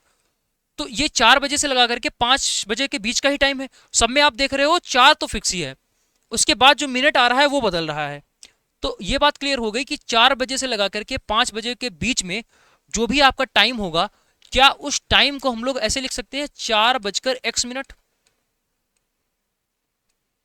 भाई जो हमसे पूछा गया है 4 और 5 के बीच ऐसा टाइम बताइए, कौन सा टाइम, नहीं पता भाई, यहां पे नहीं पता। अगर टाइम दे रखा होता और ये पूछता कि घड़ी की सुइयों के बीच का कोण बता दीजिए, तो हम बता देते इसी फार्मूला से। यहां पर हमसे टाइम यहां पर नहीं दे रखा है, इसके बीच का टाइम ही पूछ रहा है और ये बोल रहा है कि घड़ी की सुइयां विपरीत होंगी। अच्छा, विपरीत का मतलब ये हो जाता है कि दोनों के बीच का कोण 180 है। अब इस क्वेश्चन में सिर्फ इतना हुआ है, इतना बदलाव किया गया है, हमें एंगल पता चल गया है, हमको घंटा भी पता है क्योंकि स्टार्टिंग में 4 है, हमको घंटा भी पता है, बस हमें यहाँ पर मिनट ही तो निकालना है। क्या पीछे वाले क्वेश्चन में हमें घंटा और मिनट पता था, तब हम लोग थीटा निकाल रहे थे ना, कोण निकाल रहे थे। पीछे क्वेश्चन फटाफट से आओ, देखो यहां पर हम लोग थीटा ही तो निकाल रहे थे, हमें घंटा पता है, ये घंटा पता है, ये मिनट भी पता है, तो हम लोग ये चीज निकाल पा रहे थे। अब इस वाले क्वेश्चन में क्या है कि हमें एंगल तो पता चल गया, वो भी स्टाइल से दे रखा है, एंगल जो है वो स्टाइल से दे रखा है, और उसके साथ साथ में आवर पता है, मिनट नहीं पता है। चलो भाई, कोई दिक्कत वाली बात नहीं होनी चाहिए। 4 बज के x मिनट है, देखो थीटा बराबर कितना हो गया 180 बराबर, यहाँ पर 60 है गुड़ा घंटा कितना है, घंटा का हो गया 4 है, -11 गुड़े मिनट कितना है नहीं पता, x है, बटे में 2 कर लो। इतनी बात समझ में आई कि नहीं आई। कोड 180 यहां से लिया, घंटा यहां से लिया, 4 बजकर x मिनट, x यहां पर चला गया इसी फार्मूले में। ठीक, चलो कल को यहां पर इसी क्वेश्चन में ये बोल देता कि घड़ी की दोनों सुइयां एक दूसरे के ऊपर कब होंगी, तो आप तुरंत बोल देना थीटा बराबर क्या हो जाएगा, तब 0 हो जाएगा। और जैसे ही थीटा बराबर 0 होगा तो यहां पर जो है, यहां पर क्या होगा, थीटा बराबर आपको 0 पुट कर देना है और घंटा आपको पता चल जाएगा, मिनट यहां से x मानकर सॉल्व कर लेना। ठीक, तो ये क्या होता है, डिफरेंस होता है, ये क्या होता है, डिफरेंस। ठीक है, क्रॉस मल्टीप्लाई करवाते हैं, यहाँ पर कितना हो जाएगा 360, 360 बराबर ये कितना हो जाएगा 240, 240 माइनस का 11x। अब एक बात समझो, यहां पर हमने क्या बोला था आपको, डिफरेंस, यहां पर भी क्या होगा, डिफरेंस, तो यहां पर भी डिफरेंस ही रखना है। अब देखो 240 बड़ा है कि 11x बड़ा है, हमें नहीं पता, तो हम इसको ऐसे कर लेते हैं, एक बार पहले हम इसको ऐसे ही रखेंगे 240 माइनस 11x, दोबारा में हम इसको 11x माइनस 240 करके सॉल्व करेंगे, यानी बड़े में से छोटा को घटाकर करेंगे। देखो जैसे ही आप यहाँ पर इसको इधर लेके आओगे तो ये कितना हो जाएगा, 360 माइनस 240 यानी 120, 120 बराबर माइनस का 11x। देखो x की वैल्यू यहाँ से माइनस में आ रही है, तो बताओ क्या मिनट कभी भी माइनस में हो सकता है, तो आपने कहा मिनट कभी भी माइनस में नहीं होगा। इसका मतलब ये हो गया कि ये ऐसे सॉल्व नहीं होगा, आपको यहाँ पर क्या करना पड़ेगा, 360 यहाँ पर, क्योंकि ये डिफरेंस था ना, अब आपको बड़ी संख्या में से छोटी संख्या घटानी है, तो इसका मतलब है ये बड़ा होगा, यानी 11x बड़ा होगा, 11x माइनस 240 ये करना पड़ेगा। इस बात को आप समझिए। अगर यहां पर हमारे पास में x की वैल्यू हमें पता होती, x की वैल्यू अगर हमें पता होती, पीछे वाले क्वेश्चंस के हिसाब से अगर आप चलो, पीछे जैसा क्वेश्चन आपका दे रखा था, इसमें देखो अगर हमें यहां पर पता है कि 440 बड़ा है, तो हम 440 में से 180 घटा रहे हैं ना, हमें यहां पर पता था 440 बड़ा है, तो हम 440 में से 180 घटा रहे थे। ठीक है, तो हमारा पॉजिटिव आया, आंसर बन गया। लेकिन इस बार हमें नहीं पता है कि कौन बड़ा है, इसमें 11x बड़ा है या 240 बड़ा है, कुछ नहीं पता है, तो हमने क्या किया, पहले ऐसे करके निकाला, नहीं आया। अब दोबारा से हमको क्या करना पड़ेगा, जैसे उसमें 440 में से 180 घटा रहे थे, वैसे ही 11x में से अब आपको 240 घटाना पड़ेगा, क्योंकि ये साइन माइनस का नहीं, ये डिफरेंस का साइन है, बड़े में से छोटे को घटाना है। ठीक है, अब ये 240 इधर आएगा, कितना हो जाएगा, ये आपका हो गया 600 बराबर 11x, भाग कर देंगे 600 बटे 11 बराबर x हो गया। इसको सॉल्व करेंगे, कितना हो जाएगा, 11 पच्चे 55, 5 11 पच्चे 55, 5 हो गया, 11 चुके 44, 6 हो गया बटे 11, यानी x की वैल्यू 54 सही 6 बटे 11 हो गई, 54 सही 6 बटे 11। तो वैसे ही वैल्यू यहाँ पर चिपका देंगे तो क्या बन जाएगा, 4 बजकर 54 सही 6 बटे 11। क्या हमने यहाँ पर कुछ एक्स्ट्रा चीजें कर दी, क्या हमने कोई अलग कॉन्सेप्ट लगा दिया, नहीं, सिर्फ वही एक वही फार्मूला था हमारे पास में कि दोनों सुइयों के बीच का कोड, उसी से हम 3 तरीके के क्वेश्चन करेंगे। एक तो हम कोड निकाल देंगे, घड़ी के सुइयों के बीच का कोड भी निकाल देंगे। दूसरी चीज, ये टाइम लिमिट दे रखी होगी और हमसे बोलेगा कि घड़ी की सुइयां अगर विपरीत हैं तो बताइए किस समय विपरीत होंगी, वो भी हम निकाल देंगे। अगर ये बोल दे, तीसरी चीज, अगर ये बोल दे कि घड़ी की सुइयां एक दूसरे के ऊपर हैं, तब हम थीटा बराबर 0 रखकर तब भी हम टाइम निकाल देंगे इसी फार्मूले से। समझ में आ गया, बहुत ही इंपॉर्टेंट कॉन्सेप्ट आपको हमने सिखा दिया। चलिए आगे बढ़ते हैं, कैलेंडर पर आते हैं। अगर कैलेंडर की बात करें तो सबसे जो कैलेंडर में जो सबसे बेसिक क्वेश्चन है, सबसे पहले उससे हम लोग शुरुआत करते हैं। लीप ईयर, ठीक है, लीप ईयर से हम लोग यहां पर शुरुआत करते हैं। निम्नलिखित में से कौन सा एक लीप ईयर वर्ष है? 2016, 2017, 1950 और 1400, ये आपको बताना है, ठीक है। तो सीधा आपको ये ध्यान रखना है, लीप ईयर्स कैसे निकालते हैं। लीप ईयर कैसे निकालते हैं? लीप ईयर,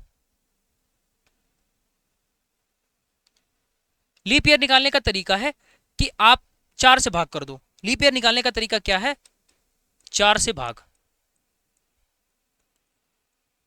अब अगर हमने बोल दिया 4 से भाग करो, अगर शेषफल 0 आ जाए तो वो लीप ईयर है।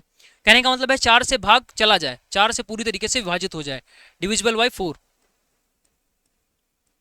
4 से पूरी तरीके से विभाजित हो जाए, तो इसका मतलब है कि यह संख्या लीप ईयर होगी। अब कुछ लोग इसको भाग करना स्टार्ट कर देंगे, 4 भाग 2016, ऐसे करोगे, 4 पंचे 20, ठीक है, फिर 1 किया, फिर 0 लगाया, फिर 6, 4 चुकी 16, और ये बोले अरे भाई ये तो पूरी तरीके से कट गया, शेषफल 0 आ गया, इसका मतलब है यही लीप ईयर होगा। तो भाई मेरे ऐसे नहीं करना है, ऐसे नहीं करना है। देखो, हमेशा चीजों को करने के तरीके होते हैं। जब भी हमें लीप ईयर निकालना होगा तो 4 से हम किसको भाग करेंगे? सिर्फ और सिर्फ लास्ट के 2 अंकों को भाग करेंगे, पूरा भाग नहीं करना है। और 2 अंकों को भाग करने के लिए आपको पेन और कागज की आवश्यकता नहीं होगी, माइंड में ही कर लोगे। 4 से भाग किसको करना है? लास्ट 2 अंक, ठीक है, लास्ट के 2 अंकों को आपको 4 से भाग करना है, सिर्फ लास्ट के 2 अंकों को, और कुछ नहीं करना। यहां पर देखो, सिर्फ लास्ट के 2 अंक पकड़ो, जो भी दे रखा होगा लास्ट के 2 अंक पकड़ लो, लास्ट के 2 अंक पकड़ो, लास्ट के 2 अंक। ये संख्या जो है वो 4 से कट रही है, लास्ट के 2 अंक 4 से कट रहे हैं, तो आपने कहा बिल्कुल कट रहे हैं। ये संख्या क्या 4 से कट रही है? तो आपने कहा नहीं कट रही, ये लीप ईयर नहीं होगा। ये संख्या क्या 4 से कट रही है? तो आपने कहा नहीं कट रहा। भाई 4 से इसको काट भाग करो, किसके टेबल में आपका आता है 50? बताओ, 4 से नहीं कटेगा, ये तो 2 से कटेगा, 4 से नहीं कट रहा है, इसका मतलब ये भी गलत है। इसमें देखो डबल जीरो, क्या ये 4 से कटेगा? डबल जीरो दे रखा है, क्या ये 4 से कटेगा?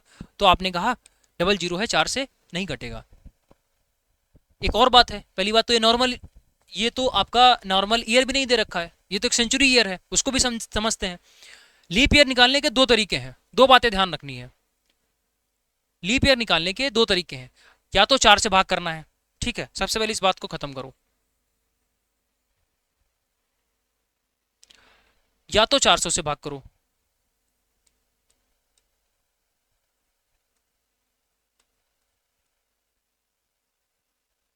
चार सौ से भाग। कहने का मतलब है, ऐसे समझो, लास्ट में अगर 2 जीरो लगे हुए हैं, लास्ट में 2 जीरो हैं, किसी भी ईयर में, किसी भी ईयर में लास्ट में 2 जीरो हैं, तो दोनों जीरो हटा दो, दोनों जीरो, दोनों जीरो हटा दो, दोनों जीरो हटा दो, फिर 4 से भाग करो।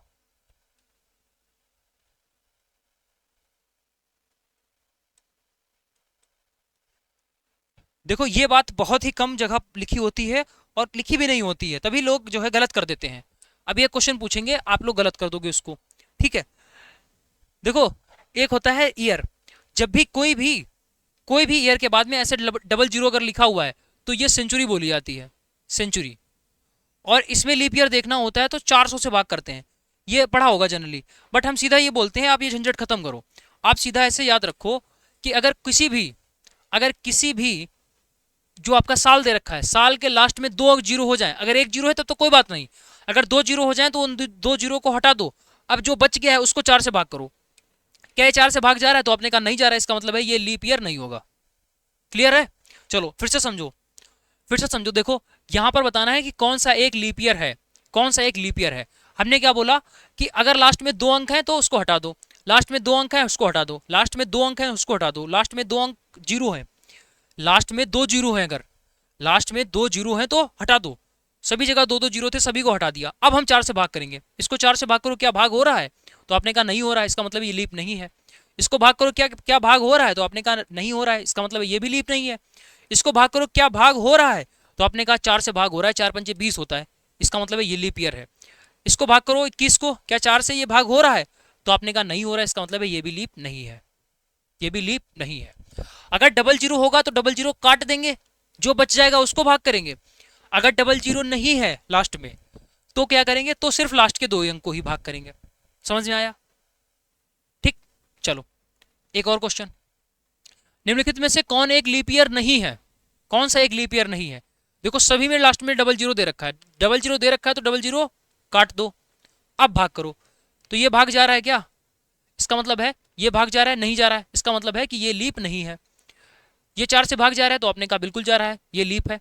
ये 4 से भाग जा रहा है तो आपने कहा बिल्कुल जा रहा है, ये भी लीप है।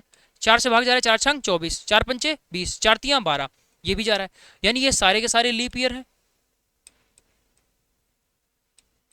ये सारे के सारे लीप ईयर हैं, लेकिन ये लीप ईयर नहीं है। यही पूछा गया था कौन सा लीप ईयर नहीं है, तो 1900 जो है वो लीप ईयर नहीं है। वो भूल जाओ 4 से भाग करने वाला, सिर्फ इतना ध्यान रखो। सिर्फ हमने 2 बातें बताई, 2 बातें बताई। आपको सबसे पहले ईयर पकड़ना है, जो भी आपका ईयर दे रखा होगा, जो भी आपका ईयर दे रखा होगा 2 तरीके का हो सकता है। या तो ईयर में कुछ डिजिट होंगे, लास्ट में डबल जीरो लगा होगा, ठीक है, या तो डबल जीरो नहीं होगा, ऐसे समझो। डबल जीरो लास्ट में है, डबल जीरो लास्ट में है, ठीक है, तो डबल जीरो के अलावा, डबल जीरो के अलावा में 4 का भाग। और अगर डबल जीरो है, डबल जीरो है का तो हम बता दिया। अगर डबल जीरो नहीं है, डबल जीरो नहीं है तो लास्ट के 2 अंकों में भाग, सिंपल।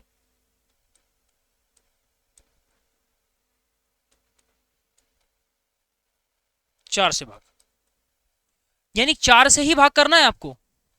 बस इतना ध्यान रखना है, लास्ट में अगर डबल जीरो है तो उनको उड़ा दो, जो भी बच गया उसको भाग कर दो 4 से। अगर लास्ट में डबल जीरो नहीं है तो लास्ट के ही 2 अंकों को भाग करना है, ठीक। चलो, यदि आज शुक्रवार है, यदि आज शुक्रवार है तो 61 दिनों के बाद में कौन सा दिन होगा? अगर 2 दिन बाद पूछते, 3 दिन बाद पूछते तो हम ऐसे से जोड़ लेते, ऐसे से जोड़ लेते, लेकिन 61 बोल रहा है। कल को वो 161 बोल सकता है, कल को वो बोल सकता है 70, 50, 30, कुछ भी बोल सकता है। सीधा ध्यान रखना कि जितना यहां पर संख्या दे रखी होगी उसको 7 से भाग करना। 7 से भाग क्यों करेंगे? क्योंकि एक वीक जो होता है उसमें 7 दिन होते हैं, एक वीक में 7 दिन होते हैं, यानी हर 7 दिन के बाद में, हर 7 दिन के बाद में यहाँ पर सप्ताह रिपीट होते हैं। जैसे आज सोमवार है तो 7 दिन बाद फिर से सोमवार आएगा, फिर से 7 दिन बाद सोमवार आएगा, फिर से 7 दिन बाद सोमवार आएगा। तो ये 7-7 दिन के बाद में रिपीटेशन चलता रहता है, ठीक है। तो इस वजह से 7 से भाग करना होगा। 7 से भाग करने के बाद में शेषफल लिखना है, शेषफल लिखना है, भागफल नहीं, शेषफल। देखो 7 से भाग करो, 7 भाग 61 कितना हो जाएगा? 7 सत्ते 49, 7 उठे 56। शेष, शेष चाहिए, शेषफल, रिमाइंडर। जो ये बड़ा सा यहां पर आपको दिख रहा था, अगर छोटा होता 1 दिन बाद बताइए, 2 दिन बाद बताइए, 3 दिन बाद बताइए, 4 दिन बाद बताइए, अगर ऐसा दे रखा होता तब तो हम बता देते। दिक्कत कहां पर आई कि ये बहुत बड़ा दे रखा है, तो इसको हम छोटा करेंगे भाग करके। रिमाइंडर आया 5, हमने इसको छोटा कर दिया। अब इसकी जगह पर काट दो, इसकी जगह पर लिख दो भाई बताइए 5 दिन बाद क्या होगा। आज शुक्रवार है तो 5 दिन बाद क्या होगा? अब तो छोटा हो गया ना, 5 दिन बाद क्या होगा? चलो बताओ, फटाफट बताओ। ये बड़ा था, उसको छोटा करने का प्रोसेस हमने बता दिया, 5 हो गया। अब जोड़ के बता दो, वही सेम आंसर निकलेगा। शुक्रवार है, शनिवार, रविवार, सोमवार, मंगलवार, बुधवार। सॉरी, शुक्रवार दे रखा है ना, 5 दिन में जोड़ना है, शनिवार, रविवार, सोमवार, मंगलवार और ये आपका हो गया बुधवार, ठीक है। क्या हो जाएगा? बुधवार। यानी 5 दिन बाद में क्या हो जाएगा? वेडनेसडे। क्लियर? वेडनेसडे इसका राइट आंसर हो जाएगा। समझ में आ गया? चलिए नेक्स्ट क्वेश्चन। हर एक क्वेश्चन अपने आप में एक कॉन्सेप्ट और पूरा टॉपिक खत्म, पूरा टॉपिक खत्म, ठीक है। आपसे ज्यादा कुछ नहीं मांग रहे हैं, सीधा एक लाइक आपका जरूर चाहिए और हाइप का ऑप्शन आता है, ठीक है, हाइप, तो हाइप जरूर दे देना। हाइप दे दोगे तो थोड़ा सा इसकी रैंकिंग जो है वीडियो की अच्छी हो जाएगी। और हो सके तो यार कमेंट जरूर कर देना। मतलब अभी देख रहे हो लाइट वगैरह कुछ नहीं आ रही है और आप लोगों के लिए यहाँ पर कितने टाइम से खड़ा हुआ हूँ, ठीक है, और पूरा जो है वो पसीने से भीग चुका हूँ। अब इसमें मेरा कुछ फायदा नहीं, पूरा फ्री ऑफ कॉस्ट आपको कंटेंट हम प्रोवाइड कर रहे हैं। बस आपसे छोटी सी चीज मांग रहे हैं कि आप इतना काम जरूर कर देना, लाइक कर देना, हाइप कर देना। छोटी सी जो चीज है आप करोगे तो इससे हमें बहुत सारी हेल्प मिलती है, और जब रिस्पांस अच्छा आता है तो फिर हम चीज़ों को और आगे तक लेकर जाते हैं। आप लोगों का स्टैटिक जीके और इस पर जितनी भी ये सीरीज चल रही है पूरी, उसमें बहुत अच्छा रिस्पांस मिल रहा है, दैट्स वाई ये चीज़ें कंटिन्यू हो पा रही हैं। ठीक है, 1 जनवरी 2023 को रविवार है, 1 जनवरी 2024 को सप्ताह का कौन सा दिन था? ठीक है, 1 जनवरी 2023 को क्या है? रविवार है। तो 1 जनवरी 2024 को कौन सा दिन होगा? एक बात दिमाग में बिठा लो, अगर नॉर्मल ईयर है, देखो ईयर दो तरीके के होते हैं, एक तो लीप ईयर होता है, समझाने का तरीका बता दिया। लीप ईयर कौन कौन होते हैं हर तरीके का हमने समझा दिया। एक नॉर्मल ईयर होता है, एक लीप ईयर होता है। तो अगर हम नॉर्मल ईयर की बात करें, नॉर्मल ईयर की एक खासियत होती है कि ईयर का पहला दिन, ईयर का फर्स्ट डे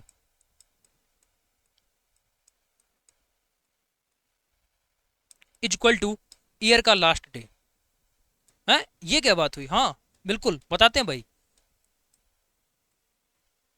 मतलब साल में जो, अगर साल की शुरुआत सोमवार से हो रही है तो अगर नॉर्मल ईयर है तो उसका खत्म भी सोमवार से ही होगा। ये बात होती है, चाहे कोई भी साल आप उठाकर देख लीजिए, अगर नॉर्मल ईयर है तो। अच्छा, यहीं पर लीप होता तो क्या होता? एक दिन बढ़ जाता, तो बस एक दिन बढ़ा दीजिए। अगर सोमवार से शुरुआत हो रही है और ये जो साल है लीप ईयर अगर बन जा रहा है तो इसका जो एंड होगा वो मंगलवार से हो जाएगा। बस इतना सा फर्क है। मतलब अगर नॉर्मल ईयर है तो जिस भी दिन से साल की शुरुआत होगी खत्म भी उसी दिन पर होगा, साल का आखिरी दिन भी वही होगा। अगर साल की शुरुआत मंगलवार से हो रही है तो खत्म मंगलवार पर ही होगा। ठीक है, तो यहां पर क्या बोल रहा है, हम ऐसे बोल सकते हैं 1 जनवरी 2023, 1 जनवरी 2023 ये रविवार था। अच्छा, सबसे पहले देखो डबल जीरो लास्ट में है? नहीं है, इसका मतलब है लास्ट के 2 ही अंक चेक करो। क्या ये 4 से डिविजिबल है? तो आपने कहा ये 4 से डिविजिबल नहीं है, 4 के पाड़े में नहीं आता। इसका मतलब है ये एक नॉर्मल ईयर है, ये एक नॉर्मल ईयर है। नॉर्मल ईयर में हमने बताया 1 जनवरी यानी साल की शुरुआत किससे हुई है? रविवार से हुई है। तो साल का आखिरी दिन यानी 31 दिसंबर 2023 को भी क्या होगा? क्या होगा भाई? रविवार ही होगा। क्या होगा? रविवार ही होगा। अच्छा, अब बताओ, आज 31 दिसंबर है तो अगला दिन क्या होगा? अगला दिन क्या 1 जनवरी होगा? 1 जनवरी 2024। तो भाई अगला दिन अगर 1 जनवरी 2024 है तो अगला दिन क्या हो जाएगा? रविवार से क्या हो जाएगा? सोमवार, मंडे नहीं आ जाएगा। यही हमसे पूछ रहा था 1 जनवरी 2024 को कौन सा दिन होगा, यही पूछ रहा था 1 जनवरी 2024 को कौन सा दिन होगा। तो आप सीधा बोल देना 1 जनवरी 2024 को क्या है? मंडे है। कौन सा दिन होगा? मंडे होगा, यानी ए वाला जो ऑप्शन है वो यहां पर बिल्कुल करेक्ट हो जाएगा। समझ में आ गया? ये बात आपको ध्यान रखनी है। साल का पहला दिन, साल का आखिरी दिन सेम होता है। साल का पहला दिन, साल का आखिरी दिन सेम होगा अगर साल नॉर्मल ईयर है। ठीक, चलिए अब बहुत ही इंपॉर्टेंट, रिपीटेशन ऑफ कैलेंडर। 2018 का कैलेंडर किसके समान है? मतलब कैलेंडर क्या होता है? रिपीट करता रहता है। कभी कभी आप देखोगे कैलेंडर पूरा पूरा डिट्टो सेम रिपीट करता है। इस साल का कैलेंडर किसी दूसरे साल के पूरा पूरा सेम टू सेम रिपीट करेगा। 14 जुलाई 2018 को अगर इस दिन ऐसा भी है तो जो जिस भी डेट से वो मैच कर रहा होगा उस भी डेट में वही सेम दिन होगा। सन अलग अलग होगा लेकिन सेम डेट पर सेम डे होगा, सेम डेट पर सेम ही डे होगा, बस सन अलग अलग होगा। ये होता है रिपीटेशन। कहने का मतलब है जैसे 2018 है, सपोज मान लेते हैं 2018 का कैलेंडर, मान लेते हैं 2022, सिर्फ मान रहे हैं, अभी बताएंगे किससे मैच करता है। सपोज मान लेते हैं 2018 का कैलेंडर 2022 से मैच हो जाए, तो अगर यहाँ 4 जुलाई को मंडे है तो यहाँ भी 4 जुलाई को मंडे ही होगा। अगर यहाँ 3 जुलाई को संडे है तो यहाँ पर भी वही होगा। मतलब जनवरी से लगा करके दिसंबर तक जिस भी डेट को जोन सा दिन पड़ेगा उस इसमें भी वही सेम चीज होगा। इसी को बोलते हैं रिपीटेशन। अब इस बात को समझो, मतलब ये जो बड़ा सा टॉपिक था, इस टॉपिक को हम सिर्फ और सिर्फ एक टेबल में खत्म करेंगे। रिपीटेशन ऑफ कैलेंडर एक टेबल में खत्म, रिपीटेशन ऑफ कैलेंडर एक टेबल में खत्म, रिपीटेशन ऑफ कैलेंडर।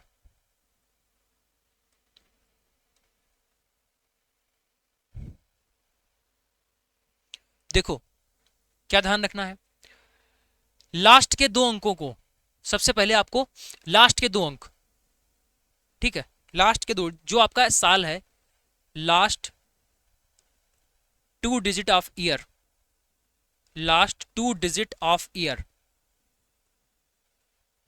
इसको भाग करना है 4 से, 4 से भाग करेंगे और शेषफल लिखेंगे, शेषफल लिखेंगे। देखो किसी भी संख्या को अगर आप 4 से भाग करोगे तो क्या क्या आ सकता है, तो आप कहोगे शेषफल 0 आ सकता है, 1 आ सकता है, 2 आ सकता है, 3 आ सकता है, शेषफल 4 थोड़ी आएगा, समझो। शेषफल 4 कभी नहीं आएगा, 4 से भाग करो शेषफल 4 कैसे आ जाएगा, नहीं आएगा, शेषफल तो 0 होगा ना। तो अगर आप 4 से भाग कर रहे हो तो शेषफल 0, 1, 2, 3 ऐसे आ सकता है, ठीक। तो ये काम इतना कर दिया। उसके बाद में जैसे ही शेषफल 0 आए तो आपको 28 जोड़ देना है। शेषफल अगर आपका 1 आए तो आपको जो है वो 6 ऐड कर देना है। शेषफल अगर आपका 2 आए या 3 आए तो आपको 11 जोड़ देना है। क्या जोड़ देना है, 11। बस क्वेश्चन खत्म, क्वेश्चन खत्म। अब ये अप्लाई कैसे होगा, यही तो बात समझनी है आपको। रिपीटेशन ऑफ कैलेंडर पूरा खत्म, यहाँ पर रिपीटेशन ऑफ कैलेंडर पूरा खत्म। बस अप्लाई करना अगर आप एक बार और सीख गए तो समझो सारी बातें एकदम सेट है, ठीक है। अब स्टेप वाइज स्टेप चलेंगे। किस वर्ष का कैलेंडर 2018 के समान है। हमने बोला जो भी साल दे रखा होगा साल के आखिरी के 2 अंकों को 4 से भाग करना है, साल के आखिरी के 2 अंकों को 4 से भाग करना है। तो जैसे ही 4 से हमने भाग किया कितना आ गया, 4 चौकी 16, शेषफल जो है 2 आ गया, ये हमारे पास में रिमाइंडर हो गया। चलो अब जैसे ही रिमाइंडर 2 आता है, जैसे ही रिमाइंडर 2 आएगा हमें क्या करना होगा, 2 आए रिमाइंडर चाहे 3 आए, 11 जोड़ देना है। तो 2018 में 11 जोड़ दो, 2018 में 11 जोड़ दो, कितना हो जाएगा, 9, 2, 2029। कितना हो गया, 2029। बी वाला ऑप्शन करेक्ट है। क्या इस पर कम से कम 20-30 क्वेश्चन नहीं बनाए जा सकते हैं, बिल्कुल बनाए जा सकते हैं। कभी जो है आपका शेषफल 0 आएगा तब 28 जोड़ देना, कभी शेषफल 1 आ जाए तो 6 जोड़ देना, कभी शेषफल 3 आ जाएगा तो 11 जोड़ देना, बहुत सारे क्वेश्चन बन जाएंगे। क्या अब फिर से हमें क्वेश्चन बताने की आवश्यकता है, क्या फिर से क्वेश्चन बताने की आवश्यकता है, नहीं है। अब तुम बताओ 2024 का कैलेंडर किसके समान होगा, 2024 का जो कैलेंडर है वो किसके समान होगा। ऑप्शंस आपके दे रखे हैं 2022, ऑप्शन दे रखा है 2046, अगला ऑप्शन आपके जो है वो दे रखा है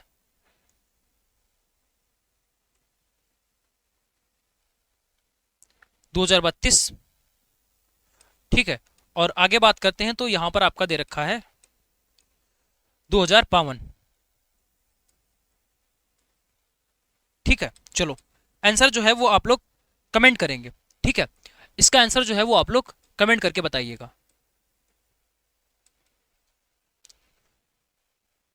चलो अब बात करते हैं यहां पर 2 विकर्णों के द्वारा विभाजित एक वर्ग में कितने त्रिभुज होंगे, ठीक है। हालांकि क्वेश्चन जो है वो आपका ऐसे देगा, कैसे देखिए, ये एक वर्ग बना हुआ है, ठीक, और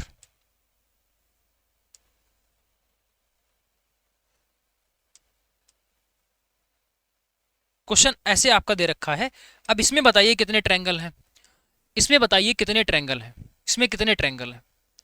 अच्छा इसके अलावा जो है आपसे और भी बातें पूछ सकता है, कौन कौन सी,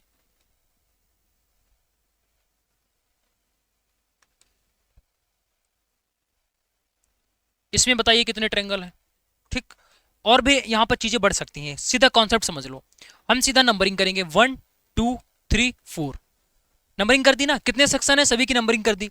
जैसे ही नंबर यहाँ पर आप डालोगे जो सबसे बड़ा नंबर आ जाए उसमें 2 से गुणा करवा देना और ये बन जाएगा आपका आंसर। ऐसा फिगर दिखे कुछ नहीं करना, सीधा ये कर देना, आपका आंसर हो जाएगा। इसमें समझ लो कहीं से भी चालू करो, नंबर बस डालना है आपको, 3, 4, 5, 6, सबसे बड़ा नंबर 6, 2 से गुणा कर दो, क्या हो जाएगा 12। ये क्या निकल रहा है, ये नंबर ऑफ ट्रायंगल्स निकल रहे हैं, ठीक है। ये आपके क्या है, ट्रायंगल्स हैं यहाँ पर, ठीक है। चलिए समझ में आया, ऐसा दे रखा होगा तो सीधा हम नंबरिंग डालेंगे और 2 से गुणा कर देंगे। अब कौन कौन से ट्रायंगल होंगे, देखो इस वाले क्वेश्चन में कितने ट्रायंगल्स हमने निकाल दिए, 8 निकले हैं। अब 8 ये ट्रायंगल हैं कौन कौन से, यहाँ पर ही पूरा फिगर बना हुआ है, एक एक करके आप चेक कर सकते हो। ये देखो एक ये वाला, ठीक, और ये आपका पिंक वाला ये हो गया, ये एक जो है आपका इस तरीके का, और ये जो है आपका स्काई ब्लू इधर हो गया। 4 तो साफ साफ आपको दिख रहे होंगे, ऑप्शन में भी 4 दिखेगा, गलत कर दोगे। इसके अलावा और भी बहुत सारे ट्रायंगल्स हैं, जैसे कि देखो एक ये इतना बड़ा सा ट्रायंगल, ये एक इतना बड़ा सा ट्रायंगल जिसका एक हिस्सा ब्लू है और ये दोनों को मिलाकर भी तो एक ट्रायंगल बनेगा ऐसे। इसके जस्ट सामने इधर वाला ये भी एक ट्रायंगल हो जाएगा। 4 2 6 हो गए। और गिनो, ये एक ऐसे इधर ऊपर का, यानी ये एक स्काई ब्लू वाला और ये आपका ग्रीन वाला। इसके जस्ट अपोजिट नीचे भी ये देखो एक पिंक वाला और ये पूरा इधर से लगा करके इधर तक। 6 2 8 हो गए। तो ऐसे 8 बनेंगे। यहाँ पर हमने सबका लिख भी दिया है, 4 ऐसे और 4 2 2 को मिलाकर बने हुए हैं। ठीक है, टोटल 8 बनते हैं। ज़्यादा आपको कभी ये नहीं पूछेगा कि आप 8 के 8 लिखो, नहीं, काउंटिंग पूछेगा। और काउंटिंग करने का तरीका बता दिया, नंबरिंग डालो, 2 से गुणा कर दो, नंबरिंग डालो, जो सबसे बड़ा नंबर है उसको 2 से गुणा कर दो, आपका काम बन जाएगा। चलो आगे बढ़ते हैं। आगे हम लोग यहाँ पर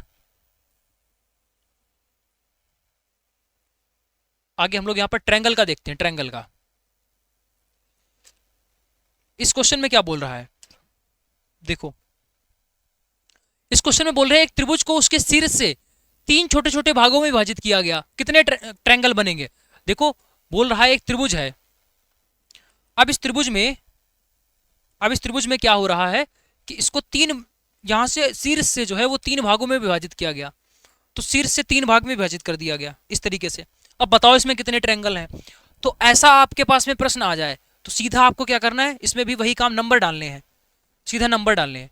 1 2 3 खाने हो गए। अब 3 खाने देखकर आप ऐसे यहाँ पर टिक कर दोगे, गलत हो जाएगा। 3 इसमें नहीं है ट्रायंगल, ठीक है, 3 नहीं है। जैसे उसमें ट्रायंगल दो छोटे छोटे 2 ट्रायंगल को मिलाकर एक बड़ा बन रहा था, वैसे इस यहाँ पर भी है। ठीक है, तो देखो कैसे इसका आंसर निकलता है। सभी को जोड़ना है। इसमें क्या करना होगा, 3 2 5 और 1 6। इसका आंसर कितना बन गया, 6 बन गया। सभी को बस जोड़ना है यहाँ पर।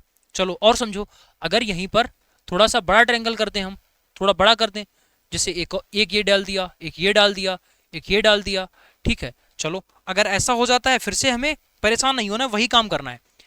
नंबरिंग करो 1 2 3 4, सभी को जोड़ दो, सभी को जोड़ दो, कितना हो जाएगा, 4 3 7 2 9 और 1 10। तो इसका राइट आंसर कितना होगा, 10 ट्रायंगल। है ना आसान। अगर यहाँ पर और भी लाइनें खिंची होती तो सभी में नंबरिंग करते, सभी को जोड़ देते। ये चीज रट के रखना है आपको कि ऐसा दे रखा होगा तो जोड़ेंगे। ठीक है, पीछे क्वेश्चंस में क्या था, ऐसी आकृति जब आएगी तो यहाँ पर डबल करना है आपको। ठीक है, तो ये बहुत ही अच्छी और शानदार चीजें आपको बता रहे हैं। जनरली आपको इतना डिटेल में चीजें नहीं देखने को मिलेंगी। ठीक, चलिए आगे हम लोग जो है वो डाइस पकड़ते हैं, डाइस। ठीक है, डाइस। चलो डाइस में आपको जो है थोड़ा सा कुछ चीजें समझनी है, उसको हम लोग क्लियर करते हैं।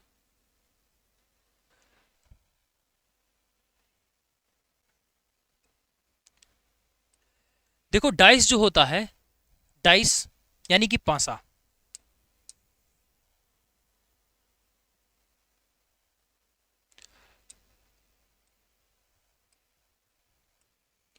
डाइस हम लोग यहां पर देखने वाले हैं, डाइस यानी कि पासा। ठीक है, तो पासा पर जो है एक क्वेश्चन आता है। स्टैंडर्ड डाइस एक तरीके का स्टैंडर्ड डाइस होता है, स्टैंडर्डाइज्ड यानी मानक पासा।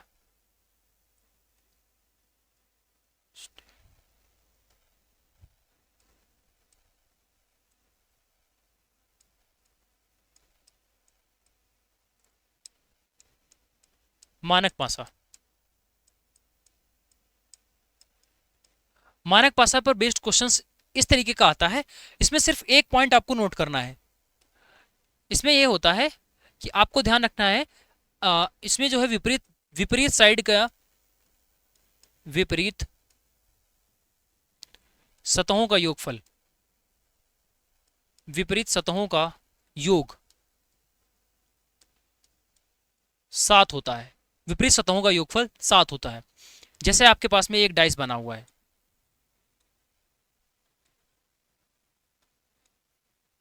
ठीक है, तो ये मान लेते हैं एक डाइस बना हुआ है। अब इस डाइस में सामने लिखा हुआ है 2, यहां पे लिखा हुआ है 3 और यहां पे लिखा हुआ है 1। अगर हमसे बोला जाए, अगर हमसे क्वेश्चन में बोल दे कि 2 के अपोजिट बताइए, 2 के अपोजिट में क्या होगा, 2 के अपोजिट में क्या होगा, तो हम सीधा बोलेंगे 2 के अपोजिट में 5 होगा। क्यों? क्योंकि विपरीत सतहों का योगफल 7 आना चाहिए। 2 के अपोजिट में 5 रखेंगे तभी दोनों का योगफल 7 हो पाएगा। ऐसे पूछ दे कि 3 सतह के अपोजिट कौन सा नंबर होगा, तो आप बोल दोगे 4। क्यों? क्योंकि 3 और 4 अपोजिट होंगे तभी जो है 7 योगफल हो पाएगा। यानी कि अगर एक सतह दे रखी है, दूसरी सतह हमें निकालनी है, तो 7 में से घटाकर हम निकाल सकते हैं।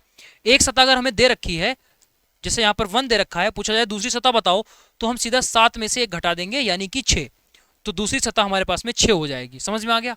यानी डाइस, जब भी स्टैंडर्ड डाइस की बात होगी, स्टैंडर्ड डाइस में सीधा आपको ये ध्यान रखना है कि अगर एक सतह दे रखी है, दूसरी सतह निकालनी है, तो 7 में से घटाकर निकाल सकते हैं। समझ में आ गया? चलो, इसके अलावा अब जो है 2 ट्रिक होती हैं, उन 2 ट्रिकों को ध्यान रखना है। इसमें पूछा जा रहा है कि अपोजिट सरफेस ऑफ 3 क्या होगा। एक ही डाइस है, उसकी अलग अलग पोजीशन दे रखी है, एक ही डाइस है, उसको अलग अलग एंगल से 2 फोटो ली गई हैं, ठीक है। अब इसके आधार पर आपको बताना है कि जो सरफेस आपकी 3 है, ये वाली सरफेस जो है, इसके अपोजिट कौन सी सरफेस होगी, इसके अपोजिट कौन सी सरफेस होगी, ठीक। अब यहाँ पर ये नहीं करना है 3 के अपोजिट जो है 7 में से घटा दो, ये नहीं करना है यहाँ पर कि 7 में से 3 घटा दो 4 आंसर हो गया, गलत, ये ऐसे नहीं करना है। जब तक क्वेश्चन में ये ना दे रखा हो स्टैंडर्ड डाइस है, तब तक ये 7 माइनस वाला काम नहीं करेंगे। जब क्वेश्चन में दे रखा होगा कि स्टैंडर्ड डाइस है, तभी हम सिर्फ 7 में से उसको घटाएंगे, ठीक है। अब देखो, जब 2 यहाँ पर दे रखे होते हैं तो हमें देखना होता है दोनों डाइस में कॉमन क्या है। तो आप देखिए यहाँ पर 3 लिखा हुआ है, यहाँ पे 3 है, इसमें 3 नहीं है। यहाँ पे 2 लिखा हुआ है, यहाँ पर 2 लिखा हुआ है। यहाँ 4 लिखा हुआ है, यहाँ पर भी 4 लिखा हुआ है। यानी 4 और 2 यहाँ पर भी है, और 4 और 2 यहाँ पर भी है। तो जो कॉमन होता है उसको हम यहाँ पर क्या करते हैं, डिलीट कर देते हैं। अगर 2 सरफेस कॉमन है, 2 सरफेस कॉमन है, ध्यान रखना, इतनी आसान बात आपको बता रहे हैं। 2 सरफेस अगर कॉमन है तो कॉमन को डिलीट कर दो।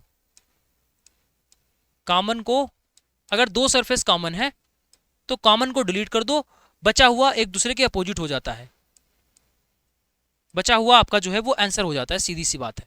यानी कि कॉमन वाला डिलीट हो गया, तो इधर क्या बच गया 3, इधर क्या बच गया 6। इसका मतलब है तो 3 का आंसर क्या हो गया 6। यानी 3 के अपोजिट क्या हो जाएगा 6, और 6 के अपोजिट क्या हो जाएगा 3। 3 के अपोजिट 6 और 6 के अपोजिट 3। क्लियर हो गया? यानी कि 3 के अपोजिट क्या हो जाएगा 6। सी वाला ऑप्शन करेक्ट है। हमने देखा दोनों डाइस को ध्यानपूर्वक, 4 और 2 यहाँ था, 4 और 2 यहाँ था, और जैसे ही 4 और 2 देखा तो दोनों को यहाँ से कैंसिल आउट किया, इधर 3 बच गया, इधर 6 बच गया, तो 3 का अपोजिट 6 हो गया। अच्छा, ये इसके अपोजिट है तो इसका मतलब है इसके अपोजिट ये भी तो होगा, ठीक, बात खत्म। चलो, अब अगर फिर से देखो दूसरा क्वेश्चन अगर ऐसा फंस जाए, आपको बताना है यहां पर नंबर 4 के अपोजिट में कौन सा है, नंबर 4 के अपोजिट। अब फिर से देखो 2 अलग अलग डाइस दे रखे हैं। अब इसमें यहां पर क्या है, 1 लिखा हुआ है, यहाँ 3 है, यहाँ 2 है। इसमें देखो यहाँ 5 है, यहाँ 6 है, और यहाँ पर 3 है। अब यहाँ पर तो कुछ भी कॉमन नहीं है, सिर्फ इतना कॉमन है, ये 3 यहाँ पर है, 3 यहाँ पर है, बस सिर्फ एक ही कॉमन है, एक ही सरफेस कॉमन है। पीछे क्वेश्चन में क्या था, पीछे क्वेश्चन में क्या था, तो आपने देखा इसमें 2 सरफेस कॉमन थी, इसमें जो है वो 2 सरफेस कॉमन थी, तो हम उन दोनों सरफेस को डिलीट कर देंगे। लेकिन इसमें ऐसा नहीं है। यहां पर जब 1 सरफेस कॉमन हो, 1 सरफेस कॉमन, जब 1 सरफेस कॉमन हो तो फिर आपको क्या करना है, अब आपको वही सरफेस पकड़ लेनी है, वही सरफेस पकड़नी है, और घड़ी की दिशा में एक बार घूम जाना है। इस तरीके से घड़ी की सुई ऐसी तो चलती है, मतलब कोई भी डायरेक्शन में घूम जाओ, जरूरी नहीं क्लॉकवाइज आपको जाना है। बस 3 को पकड़ो, जो कॉमन है सबसे पहले उसको पकड़ लो और पूरी तरीके से घूम जाओ। तो देखो 3 के बाद में 1 आया, देखो इस तरीके से घूमेंगे, 3 के बाद 1 आया, 1 के बाद 2 आया, लिख लो 3, फिर उसके बाद में 1 आ रहा है, फिर उसके बाद में 2 आ रहा है, ठीक है। यहां पर भी कॉमन जो था उसको पकड़ो, और जिस डायरेक्शन में इधर घूमे थे वही डायरेक्शन सेम टू सेम इसमें भी घूम जाओ। डायरेक्शन नहीं चेंज होनी चाहिए। अब कोई भी डायरेक्शन आप ले सकते हो, लेकिन जो इसमें लोगे दूसरे वाले फिगर में वही करना पड़ेगा। देखो 3, फिर 5, फिर 6, देखो पहले 3 आया, फिर 5 आया, फिर 6 आया, लिख दो फिर से यहां पर 3, 3 के बाद 5, 5 के बाद 6। अब देखो आंसर्स बनना आपके स्टार्ट हो गए, आंसर्स बनना स्टार्ट हो गए। देखो 3 तो 3 हो गया, कोई दिक्कत नहीं है। 1 5 2 6, इसका मतलब है कि 1 के अपोजिट क्या हो जाएगा 5, 1 के अपोजिट, 1 के अपोजिट क्या हो गया 5, 5 के अपोजिट 1, यहां पर 2 के अपोजिट, 2 के अपोजिट क्या हुआ 6, 6 के अपोजिट 2। अब देखो 3 का पूछा जाएगा तो क्या करेंगे। अब आप यही बताओ, डाइस में 6 ही तो नंबर होते हैं, 5 नंबर लिख गए हैं यहां पर, 1 2 3 5 6, क्या बच रहा है? आप कहोगे 4 बच रहा है, तो ये जो 4 बच रहा होगा वो इसी के तो अपोजिट होगा, तो 3 के अपोजिट क्या हो जाएगा? 4 हो जाएगा। अब क्वेश्चन चाहे आपका पूछे 1 के अपोजिट बता दो तो हम 5 बता देंगे, पूछे 5 के अपोजिट बताओ तो हम 1 बता देंगे, 6 के अपोजिट पूछे तो 2 बता देंगे, 2 के अपोजिट पूछे तो हम 6 बता देंगे, पूछे 3 का अपोजिट बताइए तो हम 4 बता देंगे, पूछे 4 का अपोजिट बताइए तो हम 3 बता देंगे। अब क्वेश्चन कुछ भी पूछे सब कुछ बता सकते हैं। तो यहाँ पर पूछा गया था 4 के अपोजिट क्या होगा, तो 4 के अपोजिट 3 होगा। 4 के अपोजिट कौन सा हो जाएगा? 3, यानी ए वाला ऑप्शन करेक्ट है। मतलब अगर डाइस में सिर्फ एक सरफेस कॉमन है तो हम सारी सरफेस निकाल सकते हैं कौन किसके अपोजिट है। जबकि डाइस में अगर 2 सरफेस कॉमन हो जाती हैं तब फिर हम इतना ही बता पाएंगे और कुछ नहीं बता पाएंगे, इसके अलावा सिर्फ इतना ही बता सकते हैं। ठीक है, चलो समझ में आ गया। तो डाइस में ये आपके पास में 3 ट्रिकें थी। एक तो आपका नॉर्मल डाइस हो गया, मतलब स्टैंडर्ड डाइस वाला, साथ में से घटाकर लिख देंगे अगर 2 सरफेस कॉमन हो जाए, उसके बाद में अगर 1 सरफेस कॉमन हो जाए। सही। अब एक और आता है आपका ओपन डाइस, इसको बोलते हैं ओपन डाइस। ओपन डाइस इसमें पूछा जाता है कि भाई इसके अपोजिट बता दीजिए, उसके अपोजिट बता दीजिए। तो कुछ नहीं करना, बहुत आसान होता है, अल्टरनेट आपको पकड़ना होता है, एक के बाद एक। कोई भी आप नंबर पकड़ लो, जैसे हमने 3 को पकड़ा तो 3 का अपोजिट क्या होगा? इसी लाइन में, इसकी ही लाइन में इसका अपोजिट कौन है? एक अल्टरनेट, मतलब एक के बाद एक छोड़ दीजिए, यानी 3 का अपोजिट क्या हो जाएगा? 2। इससे आसान प्रश्न नहीं होता है। कोई एक नंबर पकड़ो, जैसे फिर से देखो कोई भी आप नंबर 1 पकड़ लो, जैसे हम सपोज आपकी बार पकड़ते हैं 6 को, तो 6 वाली लाइन में ही चलना है आपको, इसी रो में चलना है। इस रो में आपको क्या करना है? एक अंक छोड़कर आगे बढ़ जाना है। तो 6 का अपोजिट क्या हो जाएगा? 1। 6 का अपोजिट क्या हो जाएगा? 1 हो जाएगा। समझ में आया? चलो ऐसे ही अगर हम सीधी सीधी लाइन में चलें, अगर हम इसको 5 को पकड़े, 5 को, ठीक है, तो 5 का अपोजिट क्या हो जाएगा? इस 5 वाली लाइन में ही आओ भाई, आगे इधर ऐसे ऐसे तो लाइन दे नहीं रखी, 5 वाले में तो ऐसी लाइन है, 2 को छोड़ दो इसके बाद में, यानी 1 को छोड़कर जाना है, अल्टरनेट पकड़ना है। तो 5 के अपोजिट क्या हो जाएगा? 4। 5 के अपोजिट 4। अब देखो एक सरफेस, ये वाली सरफेस अगर इसके अपोजिट है, इसका मतलब है ये वाली सरफेस इसके अपोजिट होगी। ठीक, क्या पूछ रहा था? 6 का अपोजिट बताइए। क्या पूछ रहा था? 6 का अपोजिट बताइए। 6 का अपोजिट क्या है? 6 का अपोजिट क्या है? 1। तो सी वाला ऑप्शन करेक्ट हो गया। बोलो डाइस खत्म हो गया भाई। डाइस जितना आपके सिलेबस में पूछा जा रहा है वो सारी चीजें यहाँ से हैं। अच्छा, अगर सीधा इसी पर बेस्ड क्वेश्चन अगर आपके एग्जाम में आ गया तो आप बता दोगे, आराम से बता दोगे, लेकिन अगर थोड़ा डीप में आ जाएगा तो फिर प्रॉब्लम हो सकती है। लेकिन वही चीज हम आपको बोल रहे हैं कि अगर आप सोचो हम यहाँ पर 2 घंटे 2.5 घंटे में एक पूरा चैप्टर खत्म कर रहे हैं, और वही चीज अगर हम सिर्फ 2 घंटे का सिर्फ डाइस ही पढ़ा रहे हैं तो कुछ तो फर्क होगा इस बात में। तो यहाँ पर तो सिर्फ हम आपको निचोड़ प्रोवाइड कर रहे हैं और जो पढ़ चुके हैं उन लोगों का रिवीजन करवा रहे हैं। कंप्लीट अगर आपको क्लासेस करनी है तो उसके लिए आप पूरा जो हमारा नॉन टेक्निकल का बैच है आप उससे जुड़ जाइएगा, उसमें डिटेल में सारी चीज़ें आपको पढ़ाई जाएंगी। ठीक है, एक एक टॉपिक में अच्छा खासा टाइम दिया जाएगा, इसको डीप में और कितना सोचा जा सकता है। लेकिन इसका मतलब ये नहीं है कि यहाँ पर हम जो बता रहे हैं उसमें कुछ भी कंटेंट छोड़ रहे हैं, नहीं, बता हम सारी चीज़ रहे हैं, बस उसका लेवल उतना ज़्यादा नहीं है क्योंकि हम यहाँ पर सारे चैप्टर्स को एक साथ में लेकर रिविजन करवा रहे हैं। ठीक है, चलिए अब हम लोग यहाँ पर आगे बढ़ते हैं डायरेक्शन पर। तो डायरेक्शन का क्वेश्चन स्टार्ट करने से पहले आपको डायरेक्शन सारी की सारी पता होनी चाहिए। ठीक है, उसको ग्राफ पर कैसे रिप्रेजेंट किया जाता है वो आपको क्लियर होना चाहिए। जैसे ये जो ऊपर की तरफ होता है वो आपका होता है नॉर्थ, नीचे की तरफ जो है वो आपका होता है साउथ, ठीक, और इधर जो है वो आपका होता है ईस्ट, यानी जो राइट हैंड आपका है वो ईस्ट, और इस साइड जो है वो आपका हो जाएगा वेस्ट। ठीक है, चलो अगर आपको राइट टर्न घूमना है, राइट टर्न अगर आपको करना है तो क्लॉकवाइज डायरेक्शन में आप घूम जाइए। क्लॉकवाइज का मतलब हो जाएगा कि ये आपका राइट टर्न हो गया। अगर हम एंटी क्लॉकवाइज चलेंगे, एंटी क्लॉकवाइज जैसे कि इस तरीके से, जैसे घड़ी की जो सुइयां चलती हैं, घड़ी की सुई ऐसे चलती है, ऐसे। अगर इस डायरेक्शन में चल रहे हो तब तो ये क्लॉकवाइज है, लेकिन अगर आप उल्टा चलोगे ऐसे, ये उल्टा चल रहे हो, ठीक है, ऐसे, तो ये हो जाएगा एंटी क्लॉकवाइज, यानी कि ये लेफ्ट टर्न अगर आपको मारना है तो फिर आप एंटी क्लॉकवाइज टर्न करेंगे। इसको समझते हैं, ठीक है। तो ये तो हमारे पास में हो गई डायरेक्शन। क्वेश्चन इस पर कैसे बनता है वो चीज आप यहाँ पर देखिए। क्वेश्चन दे रखा है एक व्यक्ति जो है वो दक्षिण की ओर 5 किलोमीटर चलता है। तो सबसे पहले एक व्यक्ति ये हो गया, दक्षिण यानी नीचे की तरफ 5 किलोमीटर चलेगा, तो हम इसको 5 किलोमीटर चला देंगे। 5 किलोमीटर चलता है, फिर वो यहाँ से दाईं ओर मुड़ता है, तो यहाँ से इसको दाईं ओर मुड़ना है, तो इस पॉइंट से उसको दाईं ओर मुड़ना है, तो इस पॉइंट से वो या तो इधर जा सकता है या इधर जा सकता है, तो किधर जाएगा? अगर देखो इस पॉइंट से उसको मुड़ना है, किधर मुड़ना है? दाईं ओर, यानी क्लॉकवाइज मुड़ना है। अगर घड़ी की सुई अगर यहाँ से ऐसी है तो वो क्लॉकवाइज, मतलब घड़ी की सुई कैसे चलेगी भाई? ऐसे चलेगी ना, ऐसे जाएगी ऊपर की तरफ। तो क्लॉकवाइज मुड़ने के लिए उसको इधर मुड़ना पड़ेगा, यानी कि राइट टर्न मारने के लिए उसको इधर जाना पड़ेगा। दाईं ओर मुड़ता है और 3 किलोमीटर चलने के बाद, यानी वो दाईं ओर मुड़ता है और 3 किलोमीटर चलता है। अब 3 किलोमीटर चलने के बाद में फिर से बोल रहा है कि वो बाईं ओर मुड़ता है। अब देखो, अब वो यहाँ से बाईं ओर मुड़ना चाहता है, तो अब बाईं ओर मुड़ेगा, इसका मतलब है कि वो अगर दाईं ओर मुड़ता तो ऊपर जाता, लेकिन वो बाईं ओर मुड़ेगा, इसका मतलब है नीचे जाएगा, नीचे की तरफ बाईं ओर मुड़ता है और 5 किलोमीटर चलता है, तो यहाँ से भी वो 5 किलोमीटर चल रहा है। चलो, अब यहाँ बोल रहा है वह प्रारंभिक स्थान से उसकी दिशा बतानी है आपको, यानी प्रारंभिक बिंदु से उसकी दिशा बतानी है। तो ये है उसका स्टार्टिंग पॉइंट, ये है उसका एंड पॉइंट, तो इसकी डायरेक्शन कौन सी हो जाएगी, ये वाली डायरेक्शन कौन होगी, ये आपको बताना है। चलो, ये डायरेक्शन कौन सी है, पीछे समझो। ये 4 मेन डायरेक्शन तो हमने आपको बता दी थी, ये 4 मेन डायरेक्शन बता दी थी। अब इसके बीच में अगर हो जाएगी तो ईस्ट और साउथ के बीच में क्या हो जाएगा? South east.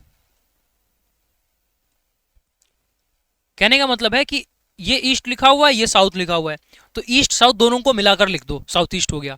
ऐसे ही अगर इन दोनों के बीच की डायरेक्शन हमें चाहिए होगी तो वेस्ट साउथ बोलो या साउथ वेस्ट बोलो। ऐसे ही अगर इन दोनों के बीच की चाहिए, यानी ये डायरेक्शन, तो नॉर्थ वेस्ट हो जाएगा, नॉर्थ वेस्ट, और ये आपका हो जाएगा नॉर्थ ईस्ट। ये हो गई सारी की सारी डायरेक्शन। अब देखो ये नीचे को तिरछा एरो जो बन रहा है, इसमें देखो ये एरो ऐसे बन रहा है नीचे की तरफ, भाई नीचे की तरफ ये एरो बन रहा है। कौन सा डायरेक्शन है ये, कौन सा ऐसा डायरेक्शन है? देखो ये नीचे की तरफ ऐसे जो एरो बन रहा है, ये आपका यही तो दिखा रहा है, यही तो दिखा रहा है। अब दूसरा तरीका ये है, इसको कैसे हम समझ सकते हैं? अगर ये सीधा होता, इसको सीधा अगर हमें करना है, दो तरीके से इसको सीधा कर सकते हैं।